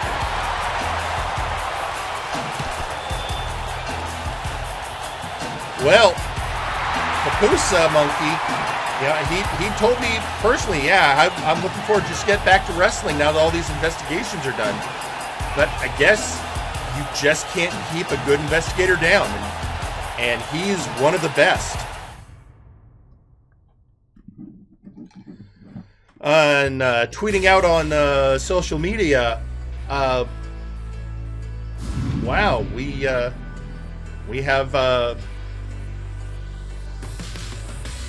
looks like we have Michael McCaffrey of all people. Max, with no disrespect intended to you, sir, it is unbefitting for a hero to the kids to lie on behalf of those degenerates. Sorry to say what you and Wilson have been saying all this time is false. Better luck next time, Warzone. I think he's also flexing on his upcoming opponent. And then Max responding to Pupusa. I accept. You like digging? I'll bring you a shovel. Ooh. Okay. Odd words again from Max. That's really, yeah. I don't know what to think about that there, Pete. Anyway, well, we've got a match to get to, and the participants of that match have been backstage just waiting with bated breath to get out here. There's a lot of matters to decide. Like I said, well, you know what? Enough talking, Pete. Let's get to the action. Take it to the ring.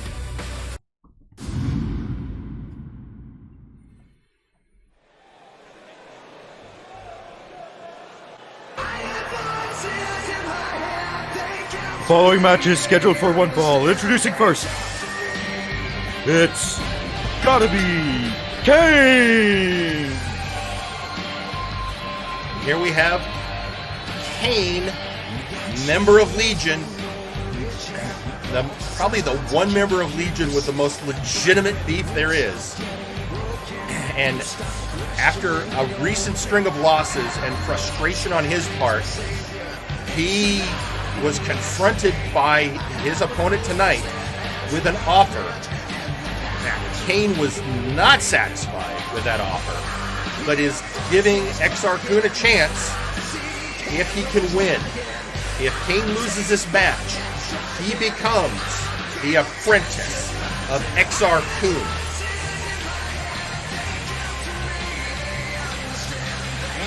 Considerably high stakes. Yeah.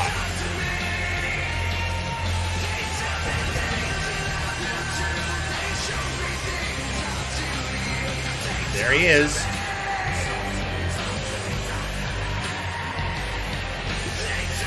He was boiling over with frustration the last time we saw him.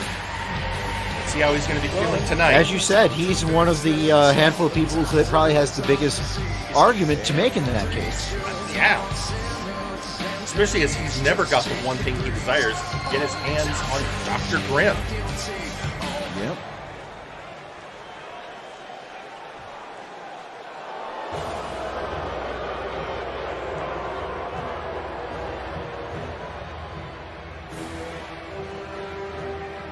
Introducing next, Sith Lord Exar Kun! Now, if there's another man with a legitimate beef, I would say it's this man, Exar Kun, a veteran of MNW, been here since the beginning, member of the Faces of Fear, and rose to the top to be the World Heavyweight Champion, and then his world came crashing down due to the machinations of the Murder Cave. And possibly the Storyteller. We're still not sure about that. Yeah, for someone called Storyteller, he does not talk that much. And if you question him on that logic, he simply says something about spoilers. Yeah. I don't know. Yeah, we can't get anything.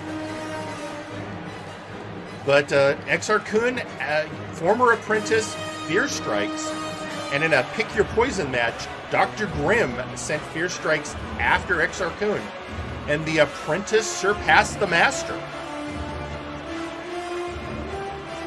That he did. And that leaves us now here, Exar looking for a new apprentice and seeing potential in Cain. as he absorbs the force and becomes one with the ring. Maybe his back really itches. So I bet that would feel like good. with that like particular itch, ring just there, rubbing your back. Yeah. Yeah, especially in that armor. She's so itchy. No, that's what I mean. He always says it's the force. Sure. And it probably is. I'm just saying that, there's always a possibility. Yeah, but it could be multiple purposes. He's a Sith Lord, multitasking. Yeah, column A, column B. Yeah.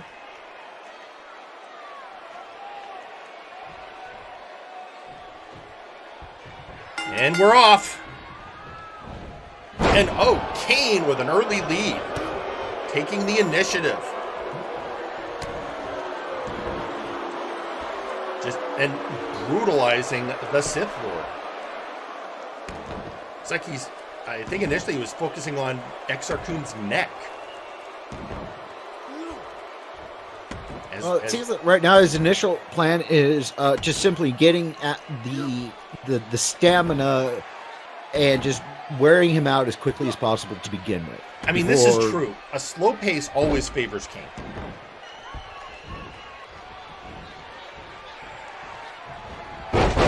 Oh, dragging corkscrew.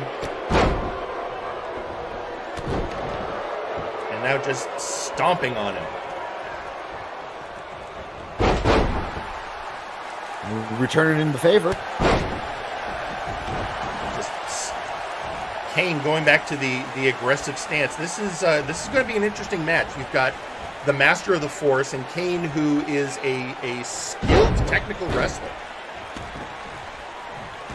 Well, and another thing to keep in mind is that this match is serving dual purposes for Exar Kun, because it's also a chance to gain that apprentice, but you're going for the win, but you're also trying to achieve the goal of getting that anger out of Cain, because that is what Exar has been trying. The point he has been trying to prove to Cain. Yeah, that anger is there. The anger is there. I think Cain knows, but that it can be focused, that it can serve a purpose.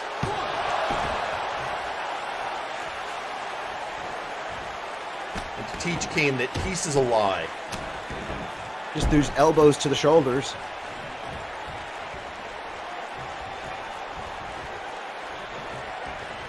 And Cain... changes his mind, going for the leg, going for... Yep. Right on that knee. And now, where are we going next? Cain, going up, but Exar saw it coming. Reversed into a DDT. I assume being able to peer into the Force gives you an ability to know what your opponent's probably going to be doing next. Oh, spear into the corner. Grinding his boot on his face. And now slamming him to the mat. Oh, what are we seeing here? What's coming? Oh, I think we're about to see if the Force will set you free. I think so. 1, 2. Yeah, kick out at 2. And there you have it. I mean, on one hand, Exar Kun, a veteran opponent. Cain, I mean, there's a reason Exar wants him as his apprentice. Cain just getting him down to the ground with just the power of his punches. I mean, no one has ever denied Cain has ability. It's just he's never really had opportunity. Well, needless to say, a match against Exar Kun in itself is quite the accomplishment in itself. This is true. Oh, very well-placed slam.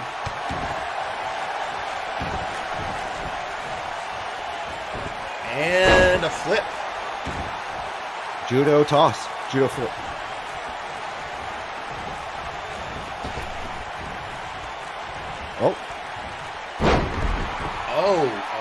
What a reversal by Cain.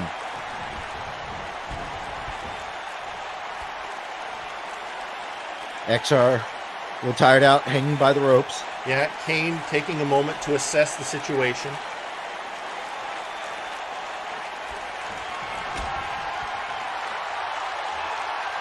Oh, what is he doing? Oh, he's on Brett's rope.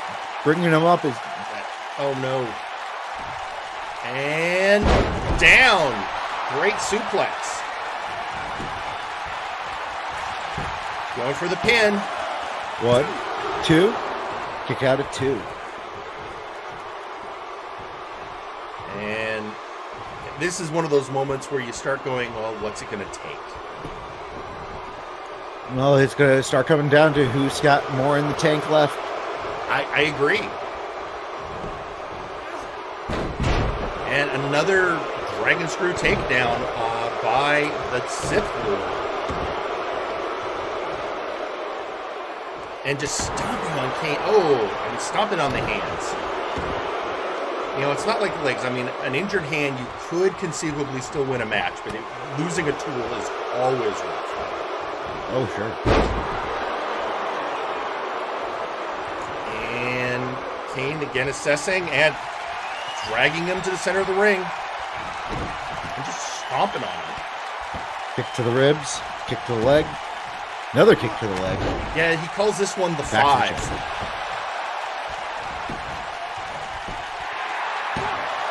1, 2. Kick out at 2. I'm sure he calls that one the 3. Well, oh, what are we setting up for now? I got a feeling this is going to be the 309. Yep, 309. And going for the pin again. Gonna get it? Nope. Kick out at 2. Kick out at 2. Can't expect the former world champion to go down that easily.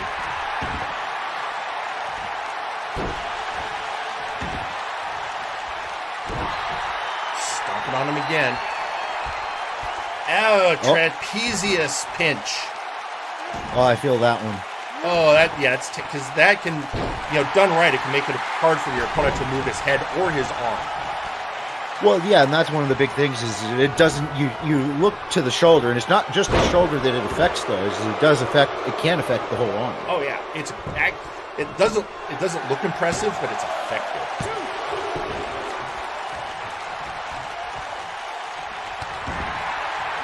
And there we're up.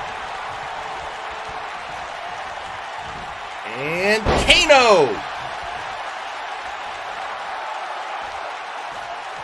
Or a version of it, perhaps. Maybe that was more of a face buster. We're always waiting for that Kano. Oh, just slapping him, the disrespect. Slap the back of the head.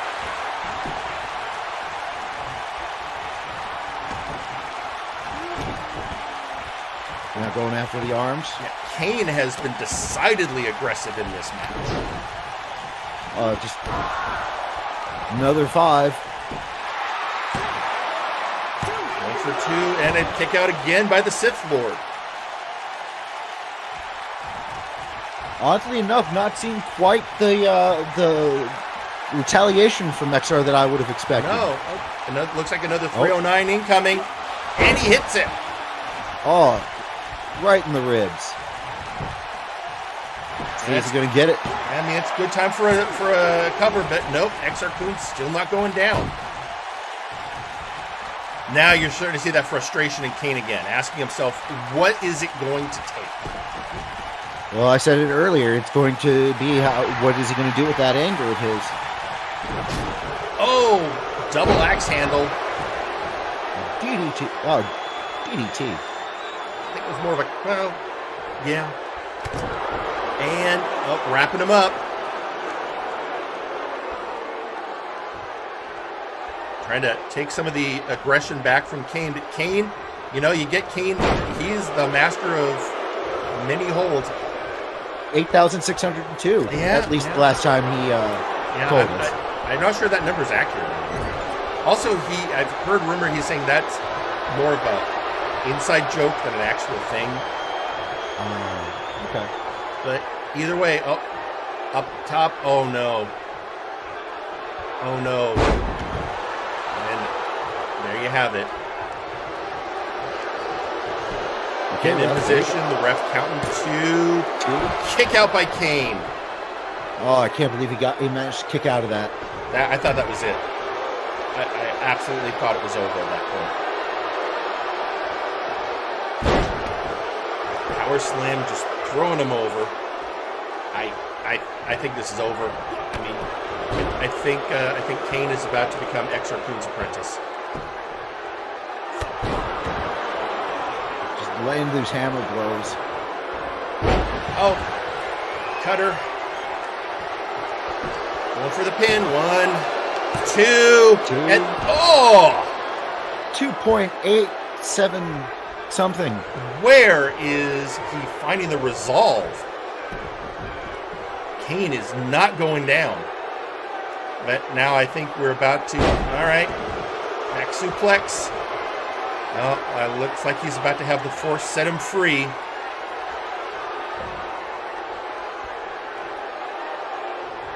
And there we go. Set you free. That's it. This is over. 1, 2... Whoa! Oh, my God. How did he kick out? And slam... Oh, right into the spine. Oh, it makes my back hurt. I felt that. Dragging him to the center of the ring. Going. Oh, getting another 5. That's 2. There's 3, 4, and 5. All right, but now what? Is he tenderizing him enough? Rake of the back. Oh, the rake to the back. Exar not liking that. Flipping him over. Cain with a reversal. Counter. Right in the gut. Knocks some air out. Taking advantage of it. Oh, slam down. And getting him in a pinning predicament. And he's awfully close to the ropes, though. Yeah, I think that might have been a rope break. No, it looked like he kicked out at 2. Wait a minute. Are we going to see it? What's happening? Is this it? Oh my God! It is Kano. Oh, that was as Kano as you're ever gonna get. 1, 2. Oh my God! 3. He did it. Cain wins. Cain wins. And your winner, it's gotta be Cain! Well, there you have it. Cain will not be Exar Kun's apprentice, and Cain coming out with a huge win.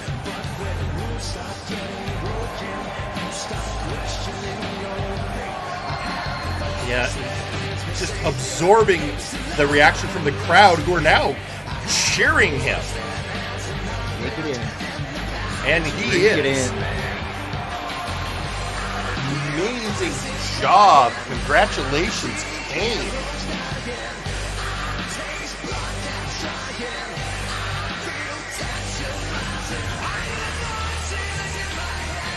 Just well done, sir.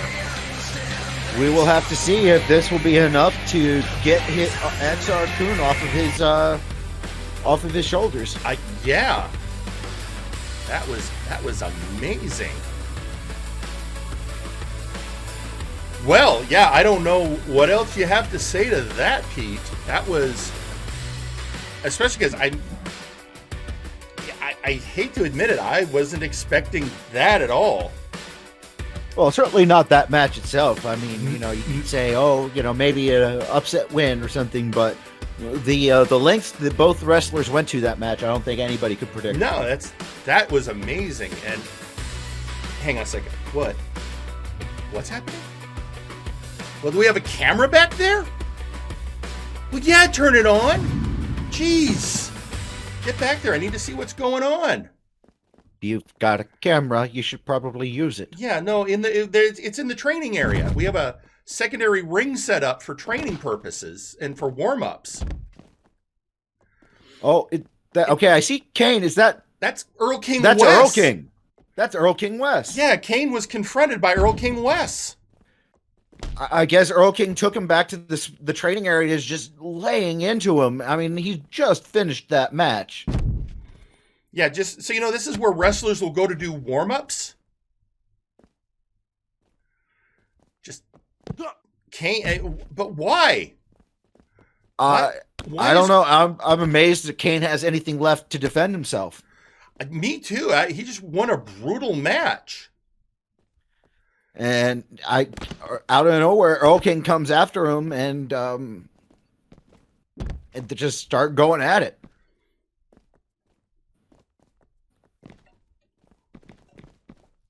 Oh, what's he doing? Oh, vicious onto the concrete. Or whatever the hell that floor is made of. Yeah. Oh, right into the trash can. Knocking it into the apron. Flipping him again. I get Cain. Where's he finding the energy after that victory? He's trying to focus on that arm of his. I'm still trying to parse what the hell is going on. Why is Erlking Wes attacking Cain? We heard from Wes last week. Are we talking an alliance between the Sith and the Fae? Maybe. Because we know that Erlking is supposedly a Fae king. At least that's what he keeps telling everybody. So I have no reason to doubt him. I mean,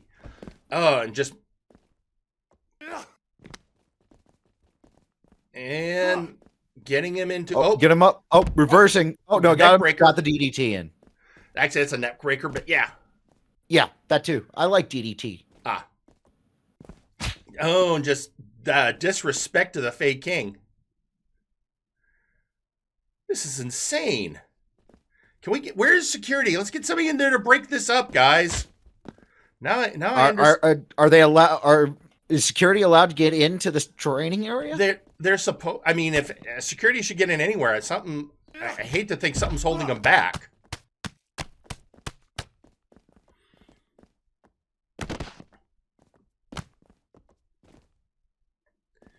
And just the brutality. Not even other wrestlers can be seen right now. I mean, nobody is coming to do anything about this. What the hell? Why are they phasing? Damn it! I gotta talk to Lawson. Magic is happening now, and I don't like it. This is obviously Fae illusions. I need, they got APS protection over on Flashbang. You hear me, Lawson? Dude, you're my direct superior, but I need some APS protection here. Damn it. Looks like Cain's keeping his wits about him.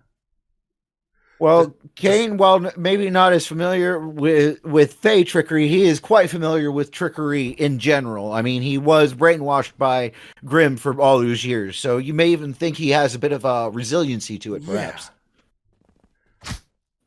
I mean, how can you even tell what's going on? How can you even see with that? Clearly, this made I guess the training ring wasn't set up, but that might be how Erlking. I don't know. I don't get this magic stuff. Wait, look, I only ever faced one sorcerer in my career. Dude had a golem. That was back in the day. We didn't have a lot of this like you do now. Didn't need an APS. Just needed a copy of the Kabbalah. Or a copy of Eat, Pray, Love. That wasn't out yet. Right. We're talking years ago. Yep. I would love to understand Cain fighting back.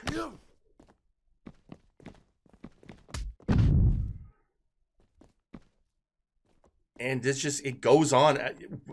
I'm beginning to wonder. I think the reason their security's not getting back there, if you've got these illusions from Erlking West, he's probably creating some other diversion so they can't see him. One can only guess. And people have tried to figure out what his deal was back when he was over on Flashbang, and still couldn't. Well, and now he's been dumped onto our shoulders. Again, let's not forget, Erlking West used to be on Warzone back during, forever, including a brief, weird stint of being Trashman Jones' tag team partner. Oddly enough, still not entirely sure if that ever got straightened out. I think it did. I checked the paperwork, and right now there's only 3 official members of Nakama Worldwide. Well, 4 technically.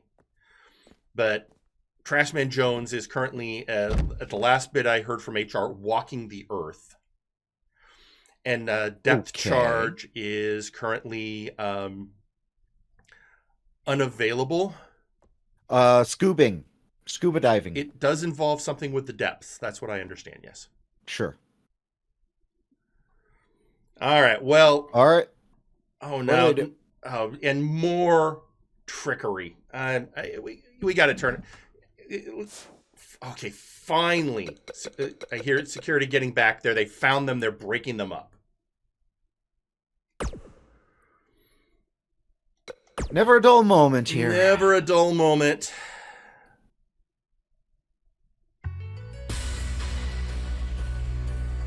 Oh, man.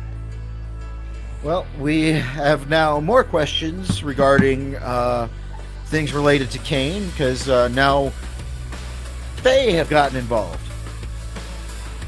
I mean... Because Cain needed more people messing with him. What the hell? First, he's got the attention of the Sith. You know, I don't know how much attention Dr. Grimm pays attention to him, but I'm sure he doesn't completely dismiss him. Now, Erlking Wes. That's just, it's insanity, Pete. It's just flat out insanity. It really is. And so anyway, let's get ready for our next match, ladies and gentlemen, which again, for those of you keeping track at home, our next match is going to be another match in the tag team tournament. And let's head down to, oh, for God's sake. What the hell is going on? Haven't we dealt with enough? Clearly not. Oh. It's Beowulf. Sergeant Major Cain. We have been matching each other, I feel, since almost the beginning of our tenure here. Let me tell you something, Cain. I'm not satisfied with how things have been turning out.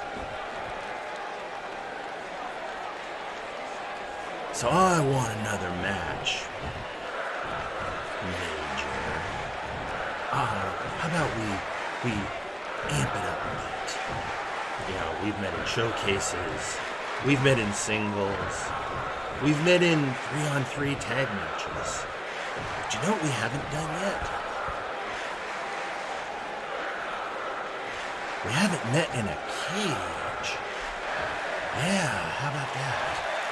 How about we bring this up so that no one else can interfere? It's just you and me, and we bring all the brutality.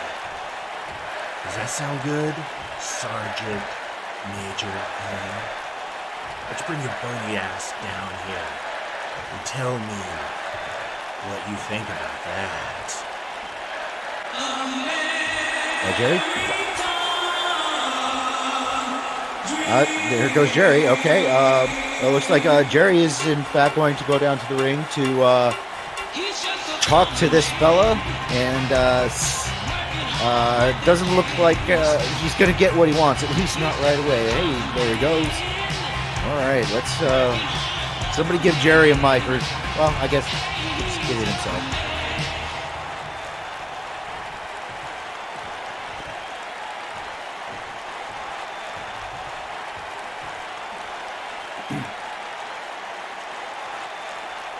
Beowulf, I don't know if we've actually been formally introduced.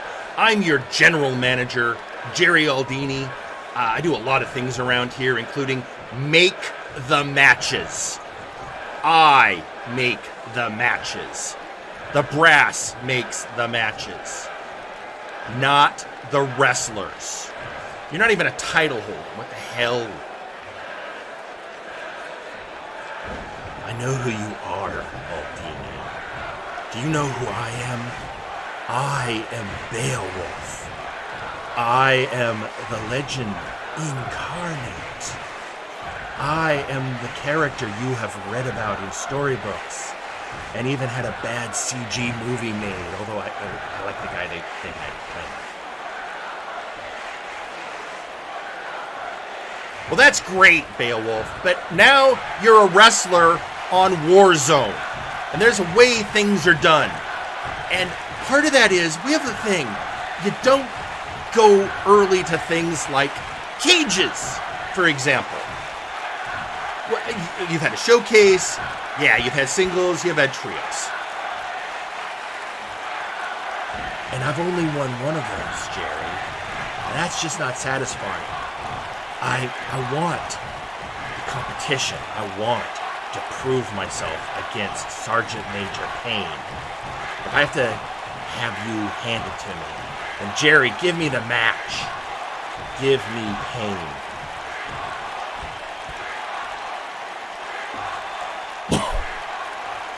All right, you want pain? Great. Tell you what, Beowulf, you and Pain, I'm booking you guys next week. How does that sound? Next week, you guys want to have a match? Great. You both are gonna be on the show next week, and I want you two to show me something.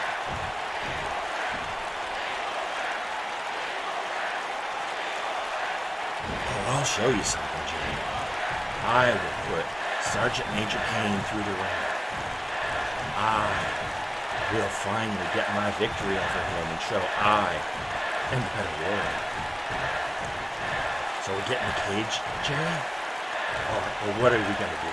How are we doing this?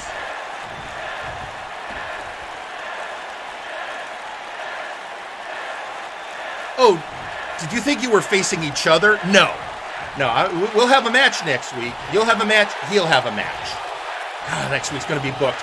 You're going to be facing opponents of my choosing, and I want you guys to show me something. And if I'm impressed, then I'll give you guys your match at Apocalypse. How does that sound, legend? Fine, Jerry. We'll do it. I will prove myself next week, and we will see who the better man is, because I will earn that match at Apocalypse.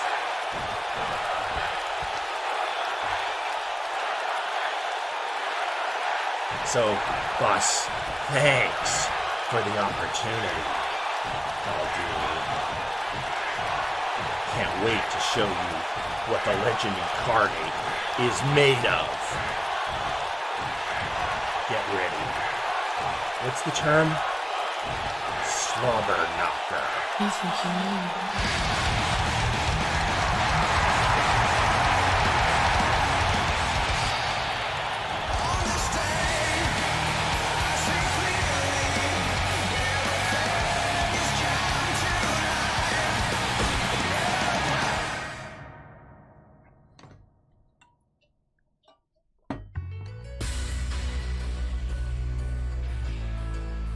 Well, okay. Sorry about that, Pete. Oh, well, so you weren't going to take any of his shit, were you?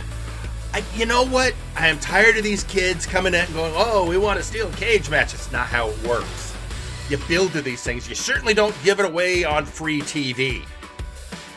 So, yep. We'll have matches for those boys next week. I'll figure that out. I want them to show me something. Anything. You know, we're going to need a minute. Ladies and gentlemen, we'll be right back after a word from our sponsors. Feel the warm, milky, healing, Jesus-powered goodness that is Lactatanks. Step inside or be thrown in forcibly by registered Anon after you've gotten the shit beaten out of you by multiple people in one wrestling match. We swear nobody has ever died in a Lactatank. What is the Lacta made of in the Lactatank? We have no fucking clue, but we enjoy it anyways, and you will too.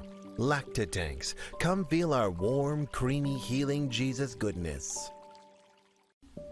Multiverse, Nexus Wrestling's Warzone, Flashbang, and Fiery Line are all proudly sponsored by Rapture Beauty.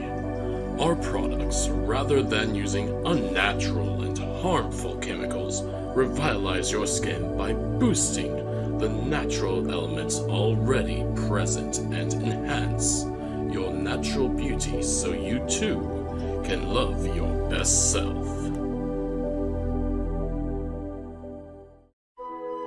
It's morning in Multiverse, and the rest of day lose, looking to break the weary like monster breaking human twig in a wrestling ring. But there is remedy.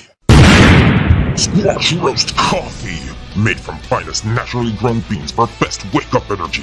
That's because every bean have 10 beans within. That'll be 10 times more big energy than competing brand. More than enough big squash energy to power through day. Squash roast coffee. It's big cup of good stuff. Now available on decaf, or when there is need to come down from blood rage.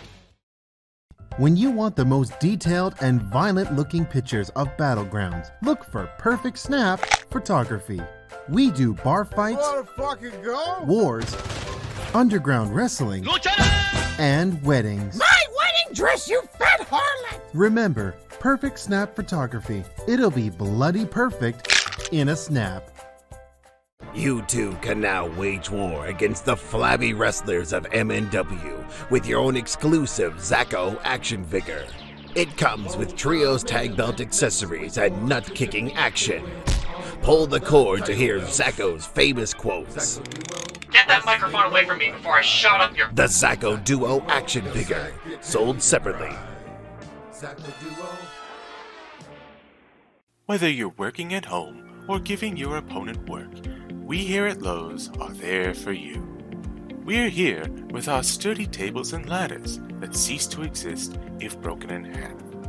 We're here with rings that can stand up to even the most grueling of hoss fights. And when a locker room door is inevitably smashed by an angry lion woman, or a fiery undead leaves burn marks all over your paint, Lowe's will be there with a little elbow grease, a substandard 2x4, and a 6-figure bill. Don't believe me? Listen to these satisfied customers. You know, I like Lowe's because they have tables that I can put pizza on because everyone else keeps breaking the goddamn tables. This is Raphael Sampson here to remind you that Lowe's brand lumber is subpar at best. You deserve better. And trust me, I would know. I worship a carpenter. Lowe's is great for tinkering with any hero gadgets. Sometimes when executing wrestling justice, I've had to break down a few barriers and a few walls. Oh, fucking damn it, Max, my wall! Thank goodness I shop at Lowe's so I can get the best deal on replacing and fixing all the walls I break. Lowe's. Do it subpar for more. Why? And now, a message from the brass.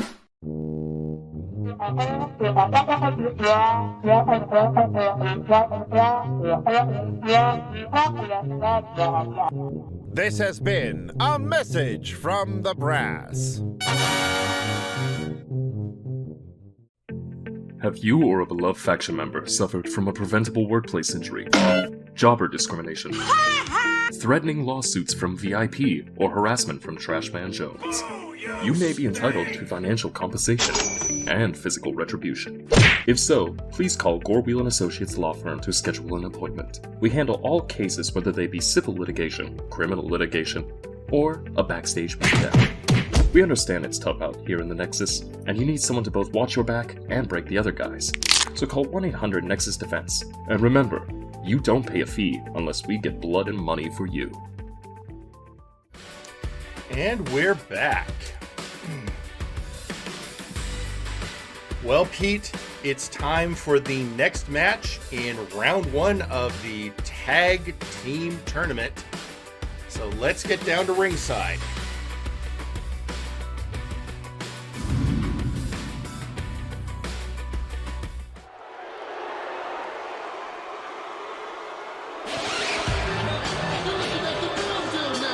Introducing first, Absolute Washington, Forrest the Fortress Wade, accompanied to the ring by TJ the Mint Gable, Absolute Unit.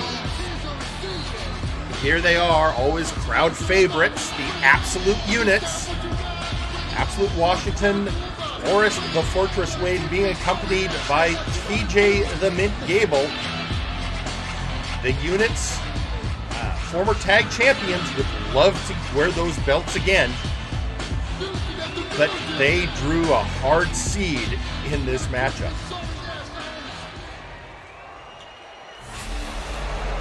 Introducing next, representing the Murder Cave, Chaz Lee and Grim, accompanied to the ring by Arkle.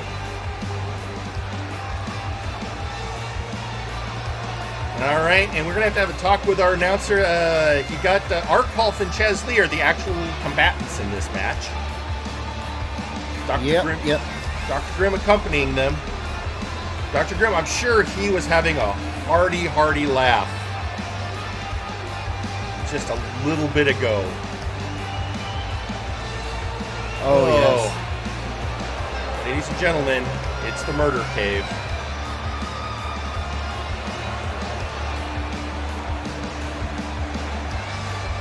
So we're going to see. This is going to be one of the biggest tests for the units they've ever had. At least they've got TJ with them to even out the numbers game. All right, so Absolute Washington is going to start off against the Allfather. Oh, and starting out strong. It's an interesting pair-up seeing the Absolute Washington and Arkle. It really is. I mean, and Washington not, pulling out all the stops. I mean, Arkle was known as the gatekeeper. Back in the day, all new wrestlers had to go through him. He very famously was the person who had a 8-man Battle Royale style match that introduced the wrestling world to Burnout Vaughn, Dark Lord Popo, and Semjax, as well as a former MNW member, the Blue Bandy. Oh, taking out Chaz Lee. Washington taking out Chaz. Yeah, that's just smart move. I mean, the numbers game is always a problem when you're dealing with people like the Murder Cave. Oh, what we got? And And of course, the Fortress Way tagging in with that move there, going for the pin. It's like a double backbreaker. And they're knocking Forrest over, outside into no man's land. Now what's Arkle planning? Yep, I figured. Tagging in the engineer. Oh, and Forrest decides, let's break the count and let's have some fun outside. Forrest, we're right here. Please be careful, son. Oh, taking down the former world champion. Actually, that's interesting. You have 2 former world champions in the form of Arkle and Chaz Lee.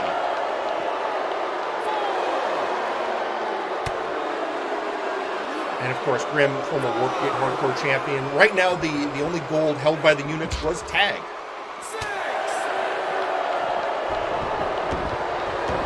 All right, Chaz bringing it back in the ring. Can't win on the outside. And a DQ in a match like this doesn't give you anything. Oh, face buster. Oh, he's getting him ready. Oh, is he bringing him in for tag? Nope. Nope. I think you just bring him in for a Irish whip. Oh, for a Luthez press. And then that hydraulic powered punches from that arm of his.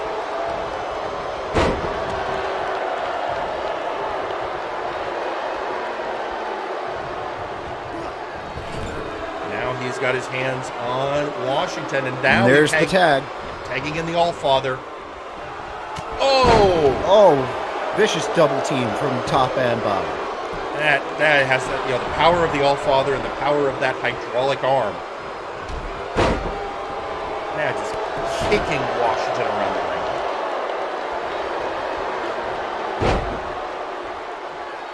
And all right, scissor flip. Ooh. Good reversal by Washington, but Arkle taking back control. Oh, elbow and a flip. Oh no, no. Brett's rope. Oh, flying elbow. Elbow right to the back. Somehow, a chair found its way into the ring. Somehow.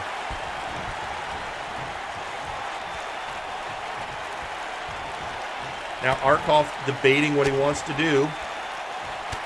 That was a mistake. Gave Washington time for breaking out of the hold. And a quick power bomb for his trouble. Oh, now Grim's having some words with Absolute Washington. That's always going to be a problem when you have somebody else. At least the ref noticed the chair. But still bought Arkoff time. Yeah, Arkoff had the time he needed. Oh, backbreaker. Oh, onto the knee. Forrest desperate to have Absolute drag him back in. Oh, excuse me. Oh, kick to the gut. Come on. Washington, you got to get out there. Oh. Something's... Did you see that? No, I'm sorry. I was distracted by something. Oh, man. I swear I saw something weird on the monitor for a second. And... No, I'm sorry. I apologize. I have to admit to it. I was kind of looking at my phone, and, it's never good to read stuff on the internet. No. I understand, Pete. I understand. All right. Cain predicament. Oh, broken up by Chaz Lee.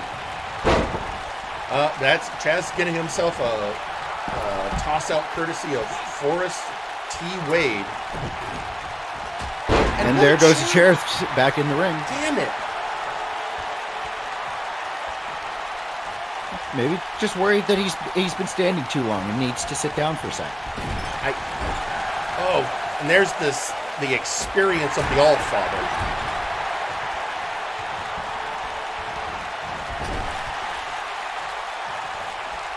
And now just I think Chaz Lee is trash talking him, and Arkoff's just letting him do it.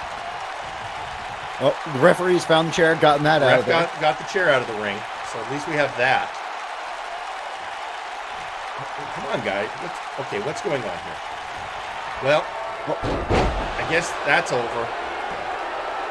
Drop total load. Now the camel clutch. This is bad for Washington. And that's it. And your winners, the Murder Cave. Well, there we have it, Pete. The Murder Cave emerged victorious. And that leaves us. They will advance to face Chained Hell next week.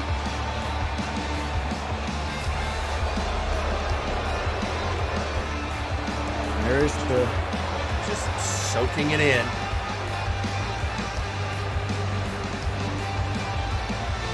I really felt the units had a chance there for a minute. I did too. I was hoping. I could feel it for a second. Anyway, well, that's how it goes. So anyway, let's go ahead and again look at our brackets. So with the wins, the Eastern Bloc Party faces Shoot Nation. Mega Club is going to face Legion. Chained Hell will face the Murder Cave. And in our main event, we will find out who will face Meme.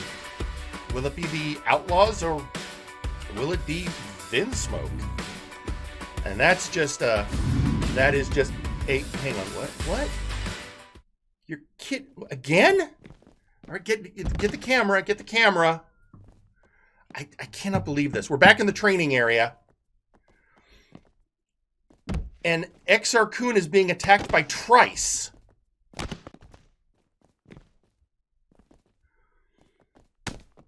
And I think that's still the same illusionary ring that Erlking had set up. I guess so. You can see the same trash can beat up earlier when Cain and Erlking were fighting out there, but now it's the Sith Lord versus a member of Legion, one of the members of Cain's faction. Yeah. And he's no, don't flex on a Sith Lord, Trice. That's a bad idea. Yeah, very bad idea. So far tonight, we've seen Louis McDonald in the showcase match. Cain, of course, with a victory over Exar Kun, only to get jumped by Erlking. And now we have Trice attacking Exar Kun? I don't know. I don't either. I just no words. It's insane. And again, security not back there. Probably still dealing with whatever happened before.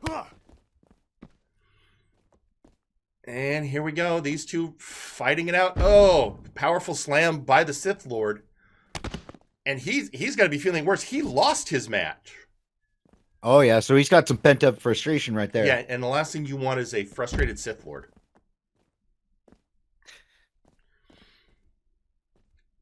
Especially if his back gets itchy. Oh, yeah. Yeah, no, that's never good. And he's not allowed to scratch it on the ring floor. Oh. Trice. Trice, a very solid technical wrestler. Oh. Security getting a little go fleet-footed there for a second. Yeah, we need to get security. Where is security? Okay, I'm getting word security's getting back there. All right. We're good. We're good. Security is security's heading out and is breaking it up now. So there we go. Okay, so that happened. Whew. It has been a night. You're not whistling Dixie, my friend. I wish I could, though. Never, I'm with you. I mean, just the ability to. I'm not a big fan of the song, but no. The ability to whistle a song, like. While we're discussing whistling and whatnot, our next match will be the other match for the Nexus Titan Championship contention. We will find out who will face Lady Boots next week. Will it be Ausir, Taran, and Defunct? But before we get there, let's hear from the Funky One himself. Baby, did you see that match? I went up against the 8-0. And by some miracle, baby, I did not die. He's known for being harder than hardcore. He's not here for entertainment, babies. He's here to be extreme. I am so thankful for our friendship. And I'm so thankful that he's here with us in MNW. But now it's time to think for the next match, baby. And y'all, I'm gonna need your help. Help me channel my funk. Help me kick myself to the extreme. Help me go big. Because it's more than just me winning gold, baby. This is about all of us.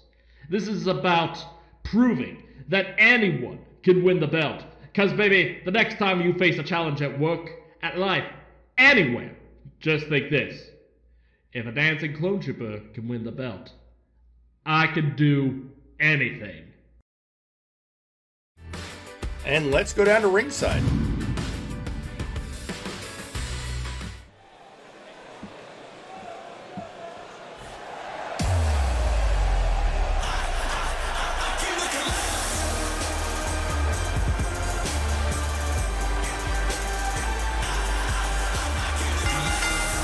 Introducing Ausir Taran. The VI Pharaoh. This has not been a good night for VIP.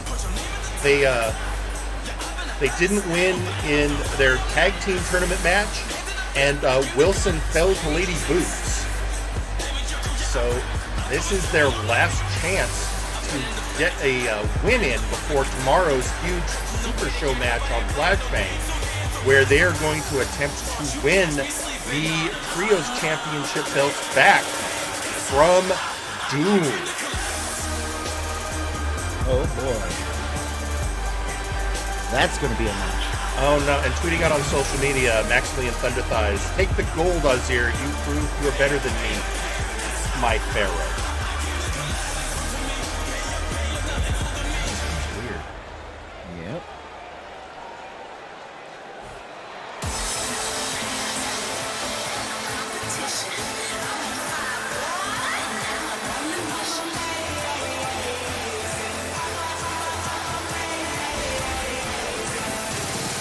And introducing their opponents, the Funk. He's feeling the funk. He's our dancing clone trooper, the funkiest man in the building, the Funk. Always a crowd favorite, recently came out declaring he is going for gold. This is his first climb And he's made it to round 2. And he is looking to go all the way. The crowd shaking along with him, feeding that funk.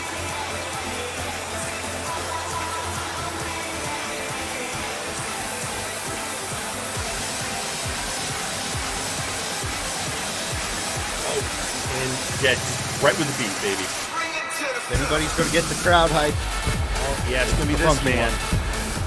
You can't help but feel it when you see the funk. It's always a good time.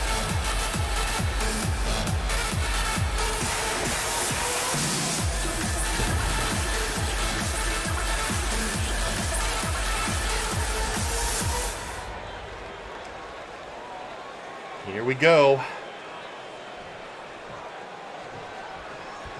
This is going to be something to behold. It really is. Oh, and Ausir Taran starting off strong. The most accomplished technical wrestler in MNW. Established in a match against his now faction mate, the Doctor of Albinomics. Back before he was the Doctor of Albinomics. And this is true. This is interesting time. Getting his face raked by the funky one. Just stretching out through his cheek muscles.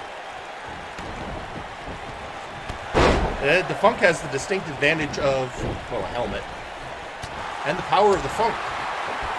Whereas Ausir has the power of being highborn, I suppose. And, being rich. Which might be the same thing. Well, yeah, could be. Column A, column B. I don't know. I've not had a lot of chance to speak with him. All of my dealings with VIP, oddly enough, have been through the beef and the Doctor of Albinomics. Having discussions with him is just weird. I bet. Oh, looks like we're getting that stretch of the Nile in early. It's hard to, being able to tell the difference between a stretch of the Nile and a Trials of Osiris, but they are in fact distinct arm bars. Oh, he's feeling the funk. Got the 5 fingers of funk. He's feeling the five knuckle funkle.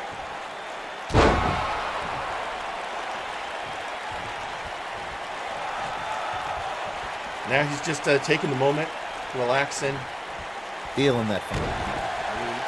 You got to do it the funky way. Oh, is he spanking him? Pounding out a beat. Pounding out the beat. Oh, that's a flex. Going for the pin. Oh, not even a 2. And, oh no, what are we going to get? What's going to happen? Are we going to see a funk you? Oh, it's a wiggle. He's wiggling him. The wiggle's locked in. That wiggle. Will the wiggle win? Wait! What the? The wiggle won. The wiggle won. The wiggle won. The wiggle won? I mean, he is the wiggliest of ones, but yes, the wiggle won. See, you know those slaps from earlier when I thought he was spanking him? Yeah. I think he was tenderizing him for the wiggle. It would not surprise me. That is a funky way to get a win. This has been a terrible day for VIP. It really has. And they have a huge match. Ladies and gentlemen, we have one last match for you. It is going to be your main event, the Outlaws taking on the Vinsmoke. And I hear everyone's ready, so let's not waste any time. Let's head back now. We're finally going to get an answer. We're finally going to meet the mystery? If he's got one.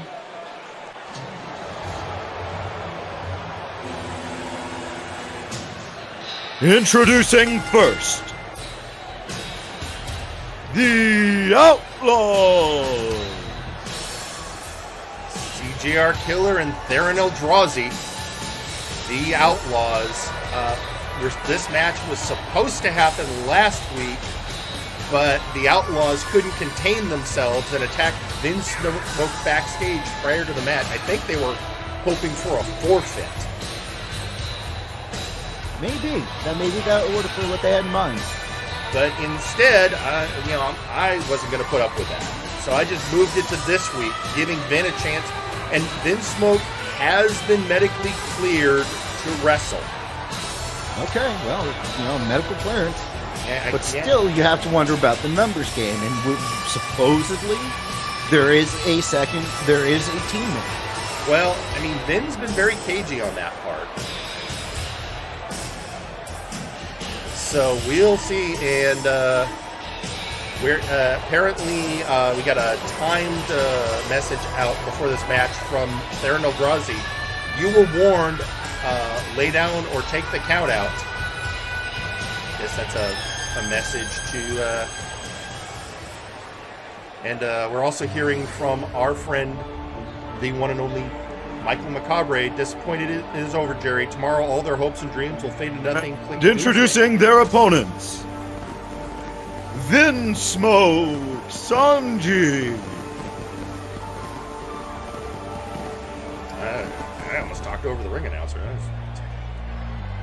My bad. Yeah, ladies and gentlemen, Vinsmoke Sanji, or just Vinsmoke these days, I guess. This is a man who's been through a lot. And while under the influence of the hat, he was our world heavyweight champion for a long run. And finally getting de-hatted and then losing the belt. Not in that order. And ever since then, he's been, I guess, on a recovery road. But he's had a bad string of luck. He didn't even have the Nexus Titan Championship for a minute before he got cashed in on by Sir Uncle Dunk. And it seems like he's been able to gain gold, but not hold it. And now he's going after the tag belts. Also, I'm noticing that's some new ring music for Vinsmoke. Yeah, it is. It's like he's trying to slowly but surely get rid of the vestiges of the hat.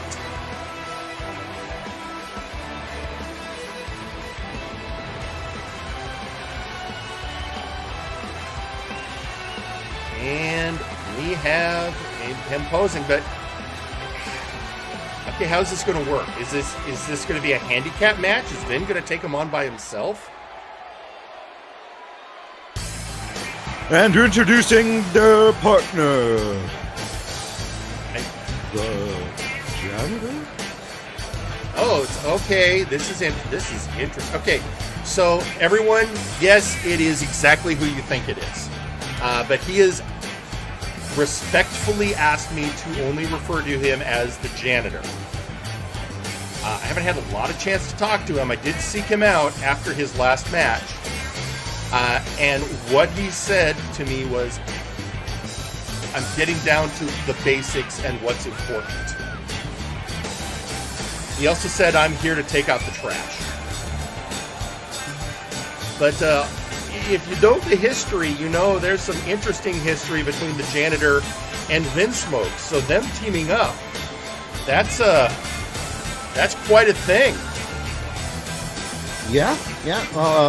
Definitely going to be interesting to. Hopefully, at some point, we can, we'll be able to get a few more words from him. Yeah, I mean, the problem when I was talking with him after he said, "No, sorry, I have to go mop the floor." So, all right, we're starting out with CJR Killer and Vinsmoke in the ring. Here they go. All right. CJR wasting no time, picking him up. I mean, the power of CJR Swinging Killer. Backbreaker. Yeah. Cash job repeat killer. Oh, getting a single leg Boston Crab, going for an earliest strike on Vinsmoke's legs.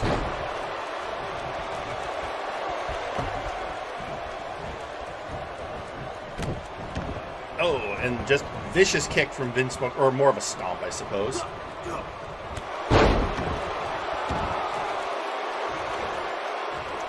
Apparently Carcharodon saying, "Ha, my brother owes me $20, thanks, Vinsmoke." All right. Guess there was some bets. I maybe it was just whether or not he was going to go, I mean, it makes sense. We were all curious who this mystery person was. None of us, we all had guesses. I don't know if anybody would have guessed this, but apparently they did. Well, and again, he's not trying to keep secret who he used to be, but he's trying to start over. No, I meant in terms of the mystery partner. Oh, who the partner who would be. Vinsmoke's partner was going to be. Absolutely. And, I respect a man, who, especially somebody who's lost everything, working his way back up. Yeah. And so we're now Taran Eldrazi. Remembering, of course, the Outlaws back in the Hat Smoke days were running defense for Hat Smoke. Turned out they were being paid by Dr. Grimm. Yep, that was later revealed by Grimm himself. Somewhat reluctantly, more just fine. And then tagging in the janitor. Now the janitor going to go take out the trash. I can only imagine everybody at Flashbang is completely agreeing with their actions right now, as they are, if I'm not mistaken, they are still currently banned from Flashbang. They are banned from Flashbang. That ban was put in place by General Manager Hey Mr. Rabbit, and was lately stated is still in place by Mr. Lawson. Yep, so I mean, no one from Flashbang's going to argue with them for that, with him for that. And, like I say, I'm not terribly happy with him because I don't like this attacking your opponent backstage stuff. We'll see how this goes. Oh, stomp on the janitor's face. Right off of Theron's That's knee. brutal. The advantage that the Outlaws are going to have here is they are a long-time tag team. They know each other perfectly. And the janitor and Vinsmoke, while they've faced each other before, has always been as opponents. They've never worked as a team. On the other hand, the advantage that these two are going to have is they're veterans. The janitor may be sporting a new look and a new name, but he is one of the longtime wrestlers in MNW. And Vinsmoke Sanji, the founder of Omega Club. All right, the Outlaws throwing the janitor in the corner, and that vicious kick from Taran. But as we said, the janitor, a resilient wrestler and a veteran of the ring, and tagging back in Vinsmoke. Some really good tag work happening between the two unlikely partners. Well, and as you said earlier, different names, same relationship. These two are, were never on the same page, but they have fought each other plenty of times. And again, the janitor had his part in the saga of the hat, both in the how it started, but also had a hand in taking the hat ultimately off of Vin, helped both in getting the belt onto Justice Jake, but also into in the situation that eventually led to the hat coming off of Vin. Oh, Taran going top rope. Yeah, are we gonna see it? Oof. Double stomp to the chest. And now just taking it to Vinsmoke. This is hard to watch. Vin has been through so much, and much like the janitor is on a quest to rebuild his life. I mean, if nothing else, I think these two can empathize with each other on that level. You would think. And I'm hoping. I mean, hope springs eternal. Indeed. But I mean, in all honesty, I'm just more interested to see where things go with the janitor from now on. Yeah, it's going to be really interesting to see what Janitor has up his sleeve. As he said, he's here to clean up the organization, take out the trash, and apparently that not just literally. Literally and figuratively. Oh, and there it is. Oh. Trash talk. Apparently this is now trash talk.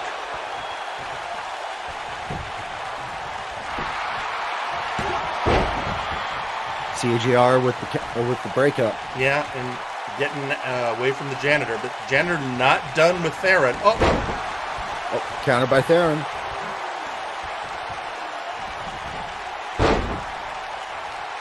And there goes Taran, and he's got Janitor back up, just kicking him. I mean, Taran has always had a strong kicking game. Now the Janitor laid out. Oh, getting wrapped up. Getting wrapped up. And are we going to see another one in the chamber? I think we are. Yeah, that's a long drop for it if we are. Oh, we are. One in the chamber. Going for the pinfall. Pin. CGR going for defense, but Vinsmoke gets in to break it up. Oh! And both men laid out in the ring, and Taran just drinking it in, telling Vin to get out of his ring. And setting up. Oh. And that's it. And the Janitor trying to regroup. Vin being told to get out of the ring. And a reversal by the Janitor. All right, Janitor's setting up for something.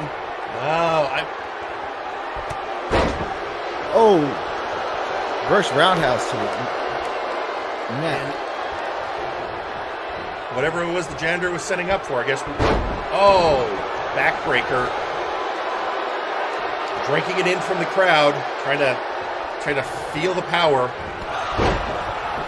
Couple of jabs, some clotheslines. And now he's just using that veteran experience against Taran. He's got him in the corner. Okay, and the Janitor's coming up. That was beautiful. Always important to remember the Janitor is a expert wrestler. And despite some people might want to not take him seriously because of his change in attitude and attire, but I would say never sleep on his skill, especially in moments like that. Okay, getting him in the corner. What are we going to have? Punching him. Just tossing that garbage. Yeah. Metaphorically. Putting him on the refuse heap, as it were. Speaking of refuse heap, reverse DDT. What's he setting up for? Speaking of, that was a fall from grace.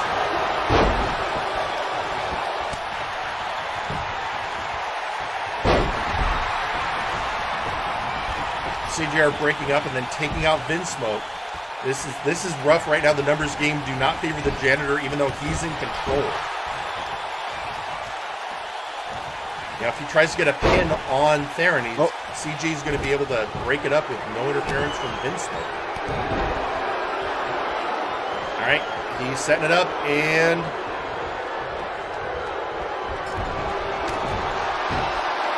Taran is down, but the Janitor is enough of a veteran to know the numbers game don't favor him at the moment. Double axe handle. Yep. So I think he's doing the smart thing, which is just until he can have some backup, just wear Taran Eldrazi down.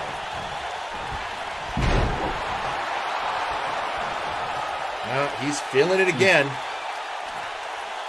Taran, I think, got busted open in that last bit. Yeah, he got really gassed, and the Janitor decides to go for the pin. And Taran had enough in the tank, but Taran is bleeding now. Oh, what's the janitor setting up for? We're going to have another fall from grace?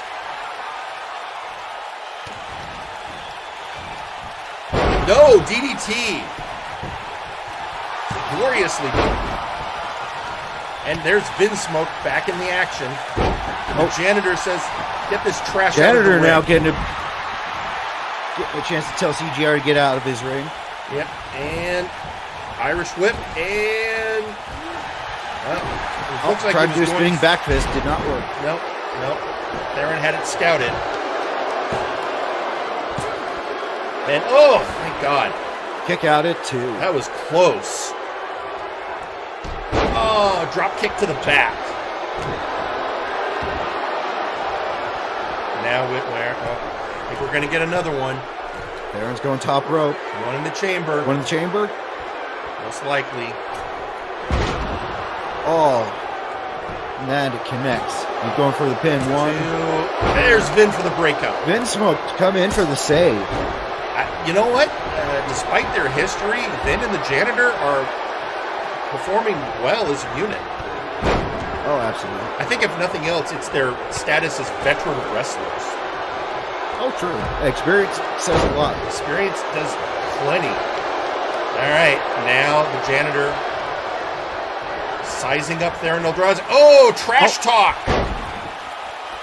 Trash talk locked in.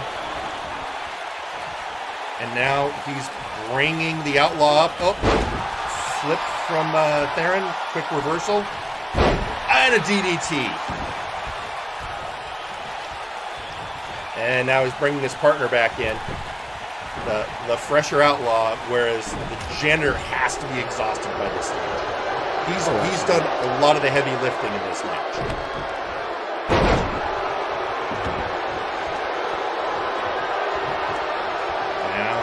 Set up, just punching him in the head. Oh.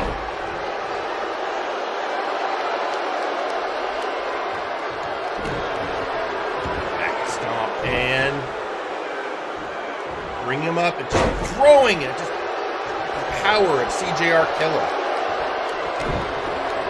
I almost feel like the Outlaws are just disgusted that somebody decided to back up Vin, much less this man.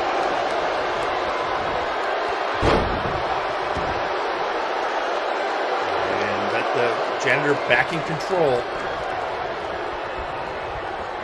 Stomp in the hand of CJR Killer. Going after the fingers. I mean, again, for somebody like CJR Killer, if you can't get a grip on your opponent, that takes away a lot of your arsenal. Oh, facebuster DDT. What's the janitor got up his sleeve? Yeah, he's working that hand. That's again the veteran savvy, knowing once you've got your opponent weakened, go after it. You know, CJR got that punch, but if that hand is hurting, dirty tactics from Vin. Oh, trash talk. Yeah, trash talk in the corner from the janitor. But a timely assist from Vinsmoke. Irish whip into the corner. Elbow, shoulder to the gut, and now a suplex. This is looking. The janitor's been. He's got to make a tag. If he's going to keep alive. Reverse into a DDT. Well, you need to take advantage of this. I mean, into the corner goes the Killer. Janitor bringing him around. What's he got planned? He's bringing him up. He's setting up. Oh no.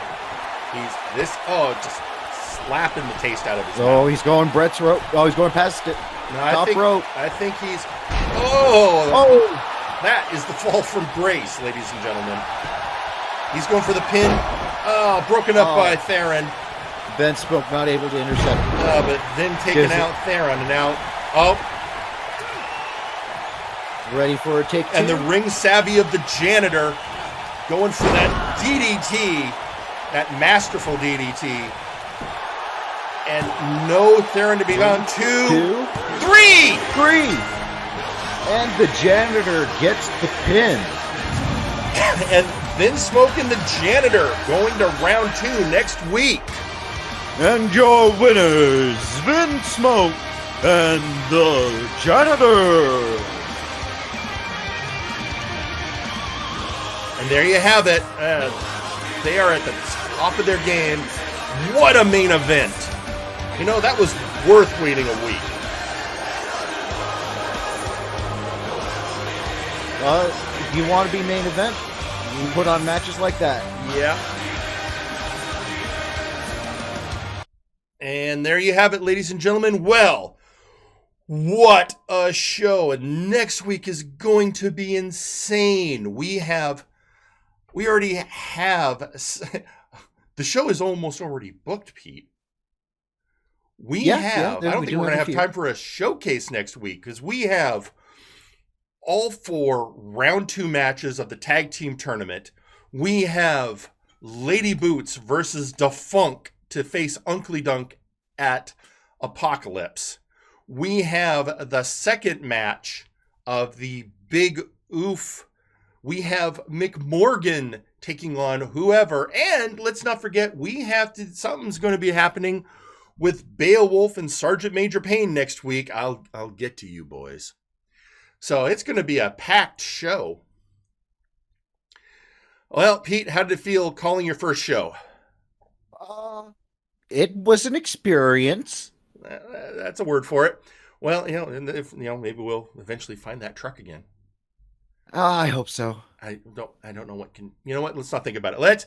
Ladies and gentlemen, that's all the time we have for my broadcast partner, Pete McPherson. I'm Jerry Aldini. Thank you all for attending MNW Warzone. Good night. Bye-bye. Yeah, I think I would say we're good, but we're still getting, I got from Rosso. I think you might have missed a promo. I hope it was okay. I did miss a promo, unfortunately, Sawyer. And I think I know why. I think I mislabeled it. So I thought I'd already played it. But that's okay. You know what? The heck with it. Everyone, I'm going to play the promo I missed. Here you go. Baron Eldrazi and CJR Keller.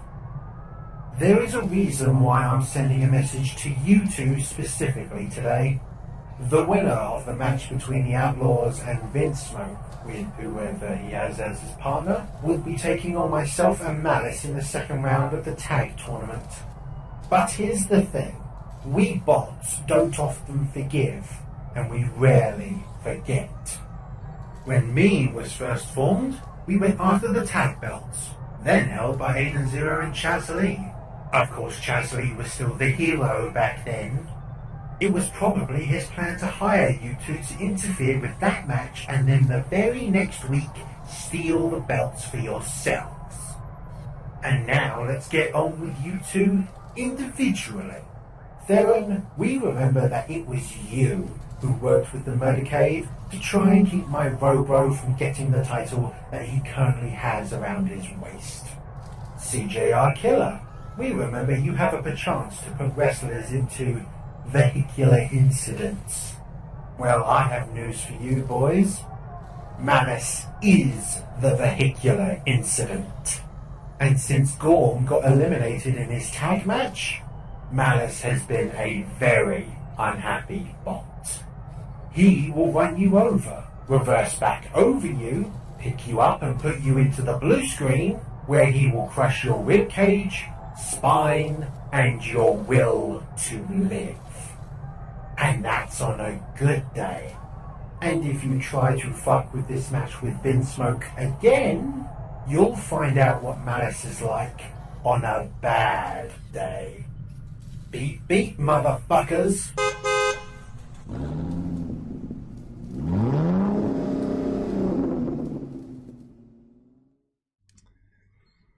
And there you have that. Yeah, Rosso, I hope that the result of that match didn't throw your plans off. Hey, next week you get to face Vinsmoke and the janitor. Come on and fight back. Remember to like, comment, and subscribe to the MNW Archive channel. Just remember, you're doing this not for you, but for me, because I deserve to be seen at all times, everywhere. Wilson, son of